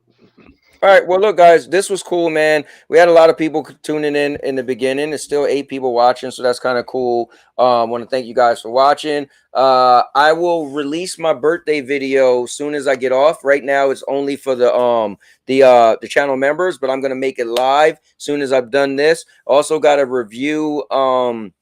That's currently for the channel members. I've been trying to put a lot of content for the channel members first, but I got a review of of the first Omen. I'm gonna make that live maybe tomorrow. I'll make it live tomorrow, and by tonight I will also put up my review of Civil War, the movie Civil War, and I'll make that live probably Wednesday for everybody. So definitely giving some people some value for being a channel member. Want to thank you guys for being a channel member. Want to thank you guys just for watching the channel. Want to thank you guys personally for commenting. I love when people comment. People are, you know, a part of the chats and the stuff, and that's really cool for me. But yeah, tomorrow my wife and I will do our adult community night. We're going to do it at 7:30 p.m. Eastern.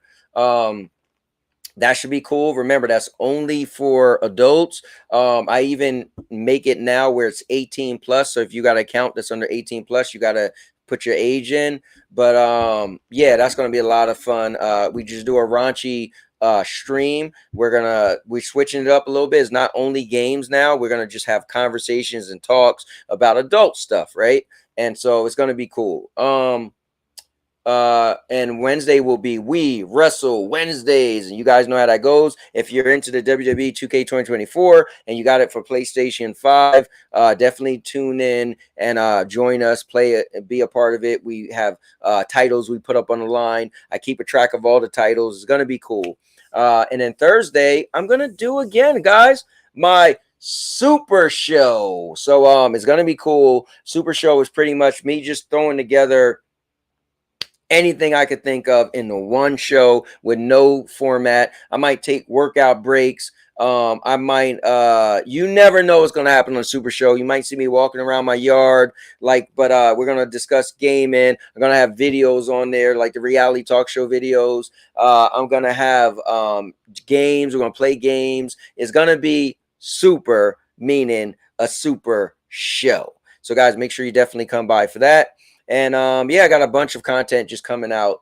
You guys know I'm not only the Cowboy King of Entertainment, but before that, I was the Cowboy King of Content. And I'm still the Master of Login. I'm the all-purpose champ. And also, I'm the captain of consistency. So got a lot of content coming. Now let me go to you guys in the chat. Okay, he said, Dark Kermit said, I'm back. I had to cleanse my soul of the console war stuff. Yeah, it definitely gets annoying. But I think it's a time and place for the console war. I don't want to have it too long, but I definitely want people to have little comments if they can. You know, I don't like to censor anybody unless it gets too extra. And I'm like, all right, you got to be quiet now. Doesn't matter when it's done. Let me see. It's an option included with Game Pass Ultimate. Cubini said, use GFN if you want cloud, LOL. The only problem with that, Cubini, is imagine if I'm paying for Game Pass and I'm paying for GFN. That'd be kind of pricey for me to play a game in the cloud. You know what I mean? So that doesn't make sense unless you already had both of them. Let me see. Oh, Cubini said later. Let me see. Houston said I should make it unless I get held up helping some family out. Oh yeah, that'd be cool, man. Love your drawings. Definitely. Hope you guys can be a part of it. Cowboy gets beat down Thursdays. Listen. If you want to listen, I'll play Tekken. I was playing Tekken the other day on the Super Show. So if you want to be the person on the other end getting beat up, you let me know, Dodger Man, because I'll be there. But with that being said, guys, thank you so much for watching. You guys mean a lot to me. I love chatting with you guys. I'm a social guy, and this is my social time. I barely go out the house anymore besides my wife and I when we're always going to dinner and the movies. But as far as interacting with other people, I don't do as much anymore. Every now and then I have a guys' night with two of my friends. But so this is cool. So I do love chatting with you guys. But with that being said, this stream was epic for one reason and one reason only. Because I'm a cowboy. Oh, man. And with that being said, and now your mama knows. Break it down. I'll make you famous. Because I'm a cowboy. Oh, man.